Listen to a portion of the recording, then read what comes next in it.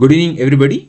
Welcome back to Swami Vijay's AP DSC and as well as Junior Lecturer online class discussion. ఈ క్లాస్లో మనం first ఒక 10 నిమిషాలు ఇట్లా డిస్కస్ చేసుకుందాం. తర్వాత మన రెగ్యులర్ ఏదైతే ఉందో English literature, school assistant, PGT English literature ఏదైతే ఉందో మనకు ఆ రెండింటిని మనం డిస్కస్ చేసుకోవడానికి ప్రయత్నం చేద్దాము. సో ముందుగా మీరందరూ నాకు ఇన్ఫర్మేషన్ పంపించిన దాని ప్రకారం త్వరలో మరో డిఎస్సి వస్తుందంటూ అంటున్నారు. తర్వాత మార్చిలో ఉగాది కనుక ఉగాది రోజే మనకు డిఎస్సి నోటిఫికేషన్ రావచ్చు కనుక చాలామంది ఆల్రెడీ ప్రిపరేషన్ స్టార్ట్ చేశారు. మనం కూడా దాదాపుగా ఒక 1 month 1.5 month ముందు నుంచి ప్రిపరేషన్ స్టార్ట్ చేశాం మనము. కనుక ఫస్ట్లో నేను చెప్పదలుచుకుంది ఏముందంటే ఉన్నట్టు చెప్పడానికి ట్రై చేస్తున్నాను మొహమాటం లేకుండా. పోయినసారి డిఎస్సిలో 18,000 పైనగా పోస్టులు వస్తాయి, అందులో చాలామంది సెలెక్ట్ అయినారు. ఈసారి కేవలం మీరు ఇచ్చినటువంటి ఇన్ఫర్మేషన్ ప్రకారం, ఇన్పుట్ ప్రకారం కేవలం 3,000 నుంచి 3,500 అంటే దాదాపుగా ఒకవేళ వేసుకుంటూ అటు ఇటు వేసుకుని ఒక 4,000 పోస్టులు మనకు రావచ్చు. అంటే పోయినసారి కంటే ఈసారి ఇంకా చాలా ఎక్కువ కాంపిటీషన్ ఉంటుంది. పోయినసారి కంటే ఈసారి ఇంకా ఎక్కువ కష్టపడాల్సి ఉంటుంది. అప్పుడే మనము ఈ ఎగ్జామ్లో కూడా పాస్ అయ్యి ఉద్యోగాలు తెచ్చుకోగలం. ఫస్ట్ అది ఏదైనా ఒక జనరల్ ఐడియా ఉందనుకోండి, ఈసారి తక్కువ మంది రాస్తారు, తక్కువగా వచ్చేస్తుంది అనుకుంటే మాత్రం పూర్తిగా పొరపాటు. ఎందుకంటే పోయినసారి 18,000 పోస్టులు ఉన్నప్పుడే కష్టమైంది తెచ్చుకోవడం. ఇప్పుడున్న దాంట్లో రాజేశ్వరికి ఒకదానికి వచ్చింది. అలా ఇప్పుడు 3,500 పోస్ట్ ఉంటే మీ జిల్లాకి ఎన్ని వస్తాయో తెలియదు కనుక ఈసారి అంతకంటే ఎక్కువ రెట్టింపు కాదు, దాదాపు ఒక 10-15 రెట్లు కష్టపడితే కానీ మనకు ఇందులో కూడా సక్సెస్ కాదనమాట. తర్వాత నెక్స్ట్ జూనియర్ లెక్చరర్ కూడా సంబంధించి నోటిఫికేషన్ అయితే రాలేదు కనుక మన దగ్గర ఉన్నటువంటి ఇన్ఫర్మేషన్ ప్రకారం జూనియర్ లెక్చరర్కి వచ్చేటప్పటికి సిలబస్ అయితే రిలీజ్ చేశారు. ఆంధ్రప్రదేశ్ పబ్లిక్ సర్వీస్ కమిషన్ అనుకుంటాను, కరెక్ట్, అదే ఆంధ్రప్రదేశ్ పబ్లిక్ సర్వీస్ కమిషన్ వాళ్ళు రిలీజ్ చేసినటువంటి ఇక్కడ మీకు కనిపిస్తూ ఉంది. ఇంకా కొంతమంది ఎవరైతే ప్రిపేర్ కావాలనుకుంటున్నారో, లైక్ రాజేశ్వరి కావచ్చు, మిగతా వాళ్ళు కొంతమంది ఎవరైతే అనుకుంటున్నారో, మనసులో అనుకున్నారో, ఒక 5 నిమిషాలు దీని గురించి కూడా డిస్కస్ చేసుకుందాము. డిఎస్సి మీకు అందరికీ తెలిసిందే, సిలబస్ అదే ఉంటుంది, మార్పులు చేర్పులు ఏమీ లేవు. చేయాల్సిందంతా మనలో మార్పులు చేసుకుని కష్టపడి చదువుకుంటే ఉద్యోగాలు వస్తాయి. రాకపోతే ఈసారైనా కూడా అదే పరిస్థితి. ఇక AP Andhra Pradesh public service commission వాళ్ళు విజయవాడ ఏదైతే ఉందో వాళ్ళు మనకు రిలీజ్ చేసినటువంటి scheme and syllabus for recruitment to the post of junior lecturers in government junior colleges AP intermediate education సర్వీస్లో. స్వామి సార్, రాజేశ్వరి చెప్పమ్మా. సార్ సెట్ కానీ నెట్ కానీ క్వాలిఫై అవ్వాలా సార్ జేఎల్ రాయడానికి?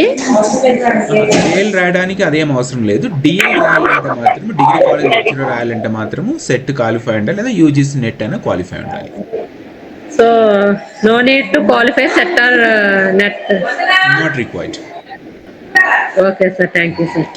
సో ఎవరైతే మీరు జూనియర్ లెక్చరర్ కోసం కష్టపడడానికి సిద్ధంగా ఉన్నారో వాళ్ళ కోసం చెప్తుంది ఏముందంటే, డిఎస్సి మ్యూట్ చేసుకోండి అందరూ. డిఎస్సి అనేది కేవలం డిస్ట్రిక్ట్ సంబంధించింది మాత్రమే అనమాట. అంటే కేవలం ఒక జిల్లాలో, అంటే అనంతపురం జిల్లా కావచ్చు, లేకపోతే కర్నూలు జిల్లా కావచ్చు, లేకపోతే కొత్తగా ఏర్పడిన రకరకాల జిల్లాలు ఏవైతే ఉంటాయో ఆ జిల్లా వారీగా మాత్రమే మీకు కాంపిటీషన్ ఉంటుంది. కానీ ఏదైతే జూనియర్ లెక్చరర్ జాబ్కి వస్తుందో అందులో మనకు జోనల్ వైజ్ కాంపిటీషన్ ఉంటుంది, ఇంకా చెప్పాలంటే స్టేట్ వైడ్ కాంపిటీషన్ ఉంటుంది. కనుక జోనల్ కాంపిటీషన్ అన్నప్పుడు నాకు తెలిసి ఒక 16 జిల్లాలు అనుకుంటా ఇప్పుడు మనకు ఆంధ్రప్రదేశ్లో ఉండేది. 16 జిల్లాల్లో 4 జోన్లు డివైడ్ చేసినా కూడా దాదాపుగా 4 జిల్లాలు కలిపి ఒక జోన్ కిందకి వస్తాయి. కనుక జోనల్ మెరిట్ రావాలి. ఆ జోనల్ మెరిట్తో పాటు మనకు స్టేట్ మెరిట్ కూడా ఉంటే స్టేట్స్ దాంట్లో సంబంధించి జూనియర్ లెక్చర్కి సంబంధించినటువంటి పోస్టుల్లో మనం సెలెక్ట్ కావచ్చు. కనుక కాంపిటీషన్ డిఎస్సికి ఎంత ఉంటుందో దానికి ఇంకో 100 రెట్లు ఎక్కువ కాంపిటీషన్ ఉంటుంది, అంతకంటే ఎక్కువ కష్టపడాల్సి ఉంటుంది అనమాట జూనియర్ లెక్చర్ కావాలంటే. సో క్లుప్తంగా చెప్తే జూనియర్ లెక్చరర్లో పేపర్ 1 వచ్చేటప్పటికి general studies and mental ability ఉంటుంది. డిగ్రీ స్టాండర్డ్ సంబంధించి 150 బిట్స్ ఉంటాయి, 150 క్వశ్చన్స్ ఉంటాయి, 150 మార్కులకు ఉంటాయి, 150 నిమిషాలు ఉంటుంది, 1 hour 50 minutesలో. ఫస్ట్ పేపర్ మార్నింగ్ జరుగుతుంది. తర్వాత సెకండ్ పేపర్ వచ్చేటప్పటికి మనకు సబ్జెక్ట్ వచ్చేటప్పటికి ఇంగ్లీష్ కనుక అందులో 150 క్వశ్చన్స్ ఉంటాయి. డ్యూరేషన్ వచ్చేటప్పటికి 150 నిమిషాలు ఉంటుంది. మ్యాక్సిమం మార్క్స్ 300, అంటే ఒక్కొక్క ఆన్సర్కి 2 మార్కులు అనమాట. ఒక క్వశ్చన్ రైట్ అయితే మనకు 2 మార్కులు వస్తాయి. సో మార్నింగ్ వచ్చేటప్పటికి పేపర్ 1 జరుగుతుంది, పేపర్ 2 వచ్చేటప్పటికి ఆఫ్టర్నూన్ జరుగుతుంది అనమాట. డ్యూరేషన్ అయితే సేమ్ ఉంటుంది, కాకపోతే క్వశ్చన్ దానికి వచ్చే మార్క్స్ అలాట్మెంట్ వచ్చేటప్పటికి జనరల్ పేపర్ ఇచ్చి ఒక క్వశ్చన్కి 1 మార్క్ ఉంటుంది, అదే పేపర్ 2 ఏదైతే ఇంగ్లీష్ సబ్జెక్ట్ ఉందో దానికి ఒక క్వశ్చన్కి 2 మార్కులు ఉంటుంది. కనుక ఎవరైతే మీరు చదవాలనుకుంటున్నారో జోనల్ లెక్చర్ సంబంధించి చదువుకోవాలనుకుంటున్నారో వాళ్ళు దీని మీద బాగా కృషి చేస్తే కష్టపడితే జోనల్ తర్వాత స్టేట్ వైడ్ మెరిట్ లిస్ట్లో ఎగ్జామ్ క్లియర్ అయితే మీకు ఇంటర్వ్యూ ఉంటుంది. ఇంటర్వ్యూలో క్లియర్ చేసుకుంటే మీకు ఉద్యోగాలు జోనల్ లెక్చర్కి వస్తాయి. సో నా పాయింట్ ఏముందంటే మొదట్లో దాన్ని ఏమంటారు కుండ బదులు కూడా చెప్పినట్లు ఏముందంటే డిఎస్సికి ఎంత కష్టపడడానికి మీరు సిద్ధపడుతుంటారో ఎంత కష్టపడాలనుకుని చెప్తున్నానో అంతకంటే ఒక 100 రెట్లు ఎక్కువ కష్టపడే శక్తి సామర్థ్యము ఓపిక సహనము ఇవన్నీ ఉంటే జూనియర్ లెక్చరర్ కూడా ప్రిపేర్ కండి. జూనియర్ లెక్చరర్ కూడా ఎగ్జామ్ రాసుకోవచ్చు. ఎగ్జామ్ రాసుకుని క్లియర్ చేసుకుంటే జేఎల్ అవుతారు. గ్రీన్ పెన్ వస్తుంది. స్కూల్లో పనిచేస్తే స్కూల్లో ఎస్జిటి కావచ్చు లేదా స్కూల్ అసిస్టెంట్ కావచ్చు టీజీటీ కావచ్చు లేకపోతే పీజీటీ కావచ్చు గ్రీన్ పెన్ అయితే ఉండదు. జూనియర్ లెక్చర్ వచ్చేటప్పటికి అది 3rd గ్రేడ్ అనుకుంటా గ్రేడ్ 3 గెజిటెడ్ పోస్ట్ కిందకి వస్తుంది. గ్రీన్ పెన్ వస్తుంది. ఇంకా తర్వాత స్వామి సార్ చెప్పమ్మా. is it a district post sir zonal wise post sir appointment will be at zonal level. Okay sir zonal level post కాకపోతే స్టేట్ వైడ్ మెరిట్ లిస్ట్ ఉంటుంది. State wide competition అనమాట. జోన్లో మీ జోన్లో ఎన్ని పోస్టులు ఉన్నాయో చూసుకోవాలి. అందులో మళ్ళీ మీకు ఎన్ని కేటగిరీస్ ఏ కేటగిరీలోకి ఎన్ని అలాట్మెంట్ చేశారు చూసుకోవాలి. అందులో మళ్ళీ ఉమెన్ కేటగిరీ ప్రతి కేటగిరీలో ఎస్సీ కావచ్చు ఎస్టీ కావచ్చు ఓబీసీ కావచ్చు జనరల్ కావచ్చు అందులో మళ్ళీ ఉన్న పోస్టులో మళ్ళీ ఉమెన్ రిజర్వేషన్ ఉంటుంది. ఇవన్నీ క్యాలిక్యులేషన్స్ పక్కన పెడితే మంచి మార్కులు తెచ్చుకున్నారనుకోండి మ్యాక్సిమం హైయెస్ట్ మార్క్స్ తెచ్చుకున్నారంటే మాత్రం అది మీకు జోన్లో అయినా కట్ ఆఫ్ క్లియర్ అవుతుంది స్టేట్ వైడ్ అయినా కట్ ఆఫ్ క్లియర్ అవుతుంది. కనుక మీరైనా నేనైనా ఎవరైనా కానీ జూనియర్ లెక్చరర్ చదువుకోవాలనుకున్నప్పుడు ఇంకా రెట్టింపు కష్టపడడానికి మీరు సిద్ధపడాలన్నమాట. ఇక తర్వాత నెగిటివ్ మార్కింగ్ ఉంది. నేను రాసినప్పుడు నెగిటివ్ మార్కింగ్ లేదు. అప్పుడు నేను రాసినప్పుడు తిరుపతికి వెళ్ళి పద్మావతి యూనివర్సిటీలో Padmavati college girls college women's కాలేజ్లో వెళ్ళి మార్నింగ్ రాసాను పేపర్ 1 ఆఫ్టర్నూన్ కూడా పేపర్ 2 రాశాను. అప్పుడైతే నెగిటివ్ మార్కింగ్ లేదు. కనుక అన్ని క్వశ్చన్లు అటెంప్ట్ చేసి వచ్చాను. Sir, the paper is for how many marks, sir? Which one? The paper is for how many marks, sir? మీరు వింటాం లేదా మొదటి నుంచి తెలుగు చెప్తాండి. నేను 150 మార్కులు పేపర్ 1కు ఉంటాయి. 150 క్వశ్చన్లు పేపర్ 1లో ఉంటాయి. పేపర్ 2కి వచ్చేటప్పటికి 150 క్వశ్చన్లు ఉంటాయి. 300 మార్కులు టోటల్ 450 మార్కులు రాజేశ్వరి. ఓకే సార్ వినండి 450 మార్క్స్ ఉంటుంది మీకు టోటల్ పేపర్ 450 మార్క్స్ అనమాట. ఇందులో నెగిటివ్ మార్కింగ్ కూడా ఉంది. Okay sir. నేను రాసినప్పుడు నెగిటివ్ మార్కింగ్ లేదు కనుక అప్పుడున్నటువంటి స్ట్రాటజీ ఏముందంటే అన్నిటికీ ఆన్సర్లు రాసేసి వచ్చినాం కనుక ఆన్సర్లు రాసి వచ్చినాము. పేపర్ 1 పేపర్ 2 రాసి వచ్చినాము కనుక బాగానే మార్కులు వచ్చినాయి కనుక ఇంటర్వ్యూకి నా పేరు గుర్తున్నట్లు నాకు చెప్పింది మిగతా వాళ్ళు చెప్పిన ప్రకారం నాది ఫస్ట్ ప్లేస్లో ఉన్నింది. సెకండ్ ప్లేస్లో ఉన్న అతనికి ఉద్యోగం వచ్చింది. ఎందుకంటే నేను పోలేదు నాకు అవసరం లేదు కనుక జూనియర్ లెక్చరర్కి నేను ఇంటర్వ్యూ కూడా పోలేదు. ఎందుకంటే నాకు ఆల్రెడీ అప్పటికే కేవీఎస్లో జాబ్ వచ్చింది సెంట్రల్ గవర్నమెంట్లో కనుక నేను వెళ్ళి మళ్ళీ ఇంకోనికి ఎందుకు అడ్డుపడాలా నాకు ఎట్లా అవసరం లేదు. ఊరికి ఇంటర్వ్యూకి వెళ్ళి తూతు మంత్రంగా చేసేసి ఇంకా వాళ్ళకి ఏదో ఒకటి మాటలు చెప్పి ఇంప్రెస్ చేసిన తర్వాత నాకు ఇస్తే నేను మళ్ళీ జాయిన్ కాకపోతే ఆ పోస్ట్ అలాగే వెయిటింగ్ లిస్ట్లోకి వెళ్ళిపోతున్న ఉద్దేశంతో నేను అటువైపు కూడా వెళ్ళలేదు అనమాట. కనుక మనకి ఏం కావాలో మనకు క్లారిటీ ఉంటే మనము బాగుపడతాం మన చుట్టూ ఉన్న వాళ్ళని కూడా బాగు చేస్తాం అనమాట. సో నా పాయింట్ ఏముందంటే ఫైనల్గా చెప్పదలుచుకుంది ఏపీడిఎస్సికి ఎంత మీరు కష్టపడతారో అంతకంటే ఎక్కువ కష్టపడడానికి సిద్ధంగా ఉంటే జూనియర్ లెక్చరర్ కూడా రాయండి. ఊరికే రాసి వస్తాం అటెంప్ట్ చేసి వస్తాం అనుకుంటే ఇంకా అది మీ ఇష్టం దానికి నేనేం మాట్లాడలే అనమాట. కానీ కష్టపడి నిజంగా చదివితే మాత్రము ఖచ్చితంగా ఎగ్జామ్ క్లియర్ అవుతుంది. జూనియర్ లెక్చరర్ సెలెక్ట్ అయినారనుకోండి నాకు తెలిసి ఒక 6 ఏళ్ళ నుంచి 7-10 ఏళ్ళు ఉంటుంది అనుకుంటే ఇప్పుడు నాకు సరిగ్గా గుర్తు రావడం లేదు. 6 to 10 years జూనియర్ లెక్చర్గా పనిచేస్తే డిగ్రీ లెక్చర్గా ప్రమోషన్ వస్తుంది అనమాట. సో ఇది మన జూనియర్ లెక్చర్కి సంబంధించినటువంటి విషయము. తర్వాత ఇంకా బుక్స్ చాలా మీకు ఇప్పుడైతే నాకు తెలిసి ఇప్పుడున్న పరిస్థితుల్లో అయితే ఇంటర్నెట్ ఉంది కనుక ఏ టాపిక్ కొట్టినా దొరుకుతుంది. ఏ టాపిక్ అయినా చదువుకోవచ్చు కనుక మ్యాక్సిమం దాని మీద మనకు ఎటువంటి కన్ఫ్యూజన్ లేదు. So paper 1 carries 150 questions 150 marks, paper 2 carries 150 questions and 300 marks. So maximum మనకు స్కోర్ చేయాల్సిందో కూడా పేపర్ 2లో స్కోర్ చేయాలి. సో ఇప్పుడు మీరు ఒక 2-3 నిమిషాలు మరి గంట సేపు లాస్ట్ లాగా ఫస్ట్ క్లాస్ లాగా అరగంట 7:45 వరకు మాట్లాడుకోవడానికి కాదనమాట. మీ వైపు నుంచి ఏమైనా డౌట్స్ ఉన్నా లేదా మీలో ఎవరైనా కానీ రాజేశ్వరి కాకుండా ఎవరైనా కానీ మేము కూడా జేఎల్ ఎగ్జామ్ రాస్తాము అంటే మీరేం చెప్పదలుచుకున్నా ఒక 5-10 నిమిషాల్లో మాట్లాడుకుందాము. And then we'll end this discussion and then we'll start the class. So నేను ఒక్కసారి దీన్ని మినిమైజ్ చేస్తాను. చెప్పమ్మా రాజేశ్వరి నీకున్నటువంటి డౌట్స్ ఏమి? What are your doubts now? Rajeshwari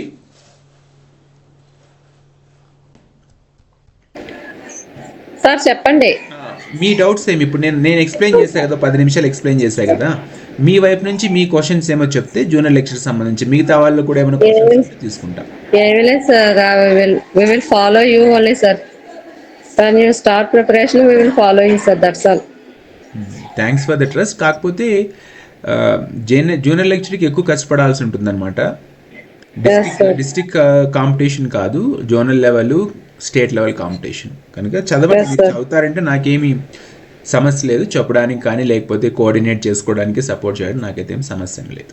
కాకపోతే పేపర్ 1 మీరు సొంతంగా చదువుకోండి. పేపర్ 1 కూడా మరి నేనే చెప్పాలంటే ఇంకా అప్పటికే చెప్పినాను. డిఎస్సి కూడా పేపర్ 1 చెప్పినాను, దాన్ని ఏమంటారు పర్స్పెక్టివ్స్ ఎడ్యుకేషన్ చెప్పిన, class room implications of psychology చెప్పిన, జనరల్ నాలెడ్జ్ చెప్పిన, ఆ వీడియోస్ ఉన్నాయి. వాటితో పాటు ఏదైనా కావాలంటే కొత్త ఉంటే మీరు చూసుకోండి. నాకు వీలైతే నేను కావాలంటే చెప్తాను. కాకపోతే నేను ఇస్తున్న కమిట్మెంట్ కానీ నేను చెప్తున్నది ఏముందంటే పేపర్ 2 వరకు అయితే కొంతవరకు నేను మేనేజ్ చేసుకుని చెప్తాను. ఎందుకంటే జేఎల్కి చెప్పినా, పిఎల్కి చెప్పినా, డిఎల్కి చెప్పినా, యూజీసీ నెట్ చెప్పినా, ఏలానికి చెప్పినా కూడా షేక్స్పియరే, టీఎస్సీలియటే కనుక దాంట్లో ఏం ప్రాబ్లం లేదనమాట. కానీ పేపర్ 1 కొంచెం మీరు సొంతంగా చదువుకోవాలి, మెటీరియల్ తీసుకొని చదువుకోండి. అంతే కదమ్మా Rajashri? Sir both papers qualify అవ్వాలా sir? Together it is about 450 marks. Whoever scores the cutoff mark for 450 marks, they will be called for interview. Okay sir. Individual కాదు, రెండిటికి కలిపి ఉంటుంది. Okay sir. ఓకేనమ్మా, రైట్. సరే, మీరు మ్యూట్ చేసుకోండి. మిగతా వాళ్ళు ఎవరైనా కానీ మాట్లాడదలుచుకుంటే డిఎస్సి కాకుండా, డిఎస్సి ఎలాగో మనం ప్రిపేర్ అవుతున్నాము, నేను దాన్ని ఏమంటారు ప్లాన్ చెప్తాను ఈరోజు, ఎలా ప్రిపేర్ అవుతాం, ఏం చేస్తాం క్లాసెస్ అని. ఇంకా నోటిఫికేషన్ వస్తుంది అంటున్నారు కనుక జేఎల్కి ఎవరన్నా కానీ మీరు ప్రిపేర్ కావాలనుకుంటుంటే మీకు ఏదైనా డౌట్స్ ఉంటే క్లుప్తంగా త్వరగా అడగండి, మాట్లాడుకునేసి మనం will back to our classes. ఎవరికైనా అడగాలనుకుంటే మాట్లాడుకుంటే చెప్పచ్చు ఫర్ జేఎల్.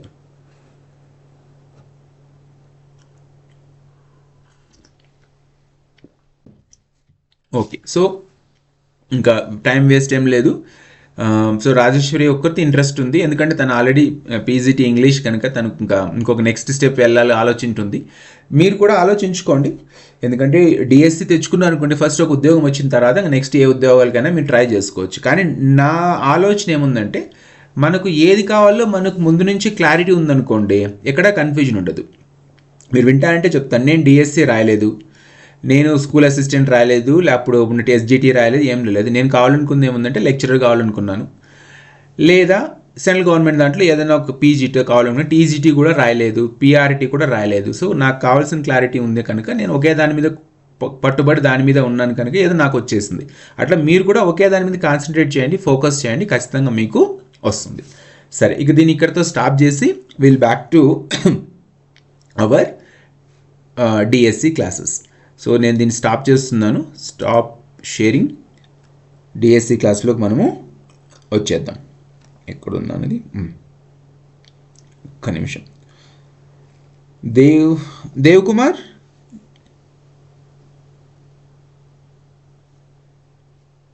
వినిపిస్తుందా?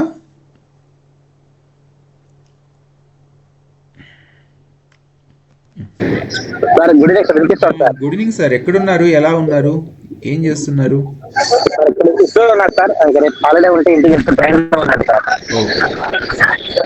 ఓకే సార్,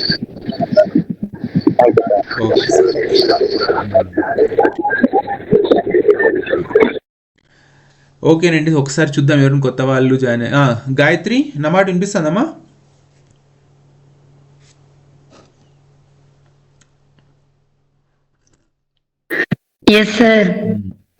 చదువుతున్నారా, ఏం చేస్తున్నారు? చదువుతానే ఉన్నాం సార్, బట్ కంటిన్యూస్ గా చదవలేకపోతా ఉన్నాం సార్. అది more pressure sir, there is a lot of pressure in school sir. అందుకే విజయ్ కుమార్ సార్ కూడా అసలు ఏం చదవడం లేదు సార్. నిన్న కూడా సార్ తో డిస్కస్ చేసినాం మీ గురించి. చెప్పాను సార్, మీరు కూడా ఎగ్జామ్ రాయడం లేదంట సార్, సార్ మెన్షన్ చేసినారు అని చెప్పినాను. Narayana more torture sir actually. Next month public exam కదండి sir, 16th. So that's why there is no gap sir. Morning 7 to evening 7 sir, non stop classes sir. If you come home means directly I'm going to bed sir. Physical and mental exhaustion అయిపోతారు మీరు. సరే, both sir. Okay. దానికి ఒక technique ఉంది, అందరూ పనిచేస్తున్నారు కనుక. ఇప్పుడు నేను కూడా మార్నింగ్ నుంచి నేను కూడా మధ్యాహ్నం పొద్దున 9:30 నుంచి 9:15 అంతా వెళ్తాము, 4 గంటలకి ఇంటికి వస్తాము. సో ఈ టైంలో నేను కూడా పని చేస్తుంటాను. నాకు రకరకాల పనులు ఉంటాయి, టీచింగ్తో పాటు అడ్మినిస్ట్రేషన్ పనులు ఉంటాయి, ఇవన్నీ చేస్తుంటాను. మరి నేనెందుకు అలసిపోను, నాకెందుకు మరి నీరసం రాదు, నాకెందుకు ఓపిక నశించిపోయి సహనం నశించిపోయి క్లాసులు తీసుకొని చెప్పను. One side physical, one side mental sir, pressure. అవునమ్మా, నాకు కూడా ప్రెషర్ ఉంది కదా, నాకు కూడా తలనొప్పులు ఉంటాయి కదా. స్కూల్లో నేను కూడా పని చేస్తున్నాను కదా. Strong minded sir. అట్లా కాదు, దానికి ఒక టెక్నిక్ ఉంది, అందరూ వినండి, నేను చెప్తాను.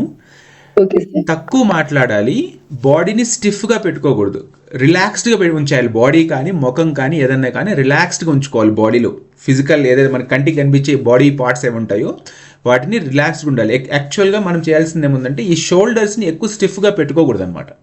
షోల్డర్స్ని రిలాక్స్డ్గా వదిలేసినాం అనుకుంటే కానీ సగం నష్టము, సగం కష్టము, సగం శ్రమ తగ్గిపోతుంది బాడీకి. మనం ఏదో వీరాది వీరుల్లాగా పొడిసేకపోయినట్లు సూర్యుల్లాగా ముందుకు వెళ్తాం, క్లాస్ రూమ్లోకి వెళ్ళి నిలబడి నిలదొక్కొని మనం క్లాసులు చెప్తాము, అలసిపోతాం అనమాట. దాంతో కనుక ఫిజికల్గా ఎప్పుడూ కూడా తక్కువ మాట్లాడి ఏమవుతుందంటే బ్రెయిన్ అనవసరంగా అలసిపోదు. రెండోది, బాడీని ఎప్పుడు రిలాక్స్డ్గా మూవ్ అవుతున్న, చిన్నగా నడవడం, ఎక్కువ ఫాస్ట్ కాదనమాట, నార్మల్ పేస్ ఆఫ్ వాక్ అంటాము, నార్మల్గా నడవడము. తర్వాత ఎప్పుడు కూడా బాడీని స్టిఫ్గా పెట్టుకోకూడదు అనమాట, రిలాక్స్డ్గా ఉంచుకోవాలి. ఆ రిలాక్స్డ్ ఎప్పుడు అవుతుందంటే బాడీ కాస్త పొద్దున్నే లేసి ఆ కాసేపు ఎక్సర్సైజ్లో ఏదో ఒకటి చేసి కొంచెం బాడీ స్టిఫ్నెస్ని తీసేసి కొంచెం రిలాక్స్డ్గా బాడీని చేసినాం అనుకోండి, అప్పుడు బాడీ కూడా ఆ పొద్దుటి నుంచి సాయంత్రం వరకు దాని కష్టాన్ని అనేది యాక్సెప్ట్ చేస్తుంది అనమాట. అలా కాకుండా ఒక్కసారి మంచం మీద లేచి పరిగెత్తుకుంటూ పోయినాం అనుకోండి, అదే హడావిడి, గుండెలు వేగం కొట్టుకుంటూనే ఉంటాయి, కాళ్ళు చేతులు అలిసిపోతూ ఉంటాయి, తల బుర్ర పని చేయకుండా మానేస్తుంది అనమాట. కనుక నేనైనా మీరైనా ఎవరైనా కానీ ఎంత కష్టమైనా కానీ తక్కువ మాట్లాడాలి. తర్వాత మన యొక్క బాడీని రిలాక్స్గా ఉంచుకోవాలి. ఎప్పుడైనా మన బాడీకి స్ట్రెయిన్ అవుతుందని అర్థమైన వెంటనే కొంచెం సేపు దాన్ని డీప్ బ్రీతింగ్ కావచ్చు, ఇన్హేల్ ఎక్సేల్ చేసినామంటే నార్మల్ పేస్లోకి వస్తుంది. ట్రై చేయొచ్చు, ప్రాక్టీస్ చేయొచ్చు. నేను చాలా సంవత్సరాల నుంచి చేస్తున్నాను. కనుక అలిసిపోవడం అంటే అలిసిపోయినా అనే ఫీలింగ్ కలిగితే తప్ప అలిసిపోయినట్లు అనిపించదు ఎవరికి కూడా. కనుక ఇవన్నీ మీకు పెద్దవాళ్ళు అందరూ తెలిసిన వాళ్ళే, ప్రాక్టీస్ చేయడం అంతే. మీరు హడావిడిగా పొద్దున్నే school, for example 9 o'clock school అనుకోండి, 8:59కి ఒక్కసారి జంప్ చేస్తారనమాట, బాహుబలి జంప్ చేసినట్లు చేస్తారు స్కూల్లోకి. సో ఆ పొద్దున్న నుంచి ఆ టెన్షన్, ఆ జంప్ చేసేంతవరకు టెన్షన్ ఎట్లుంటుందో అదే పొద్దున్న నుంచి క్యారీ అవుతుంది అనమాట, సాయంత్రం వరకు క్యారీ అవుతుంది, ఇంటికి రాగానే అలిసిపోతాం మనం. కనుక మరీ చెప్తున్నాను, కష్టం అందరికీ ఉంటుంది, శ్రమ అందరికీ ఉంటుంది. కాకపోతే దాన్ని ఎలా రిసీవ్ చేసుకుంటాము, దానికి ఎలా రెస్పాండ్ అవుతాం అనే దాన్ని బట్టి మన యొక్క బాడీ కానీ మన మైండ్ కానీ మన మీద మనకు పనిచేస్తుంది. తర్వాత ఇంకా చెప్పుకుంటూ పోతే అనవసరంగా చాలాసేపు మాట్లాడచ్చు. కానీ దోశలు, ఇడ్లీలు, పూరీలు, వడలు తినుకుంటూ చదువుకుంటాం సార్ అంటే మాత్రం కుదిరే పని కాదనమాట. ఆయిల్ ఫుడ్ తిన్నారంటే నిద్ర వస్తుంది తప్ప బుర్రలోకి ఏం ఎక్కదు. Okay, so let's come back, let us start our class. Uttam sir, Uttam sir,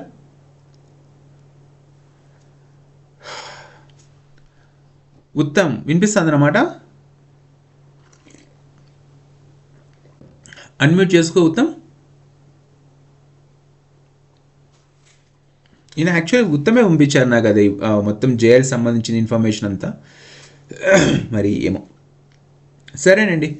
ఇంకా 7:25 అయింది, మనం స్టార్ట్ చేద్దాం. కాకపోతే నేను మరీ చెప్తుంది, ఎప్పుడు చెప్పేది కూడా ఒకటే అనమాట. ఏదైనా కానీ ఒకదాన్ని పట్టుకుంటే చేసి తీరాలనే దృఢ సంకల్పం ఉంటే ఎన్ని ఆటంకాలు వచ్చినా, ఎన్ని అడ్డంకులు వచ్చినా, ఎన్ని ప్రయాసాలు ఓర్చుకొని కూడా మనము అందులో ముందు గట్టయితే ఎక్కొచ్చు. అందులో మళ్ళీ విపరీతమైనటువంటి సక్సెస్ సాధిస్తామా లేదా అనేది అయితే గ్యారెంటీ లేదు. కానీ గట్టెక్కడం వరకు అయితే అవుతుంది. పట్టుబట్టిన విక్రమార్కులు వదులుకున్నట్లు కానీ చేసినారంటే మాత్రం ఖచ్చితంగా అవుతుంది.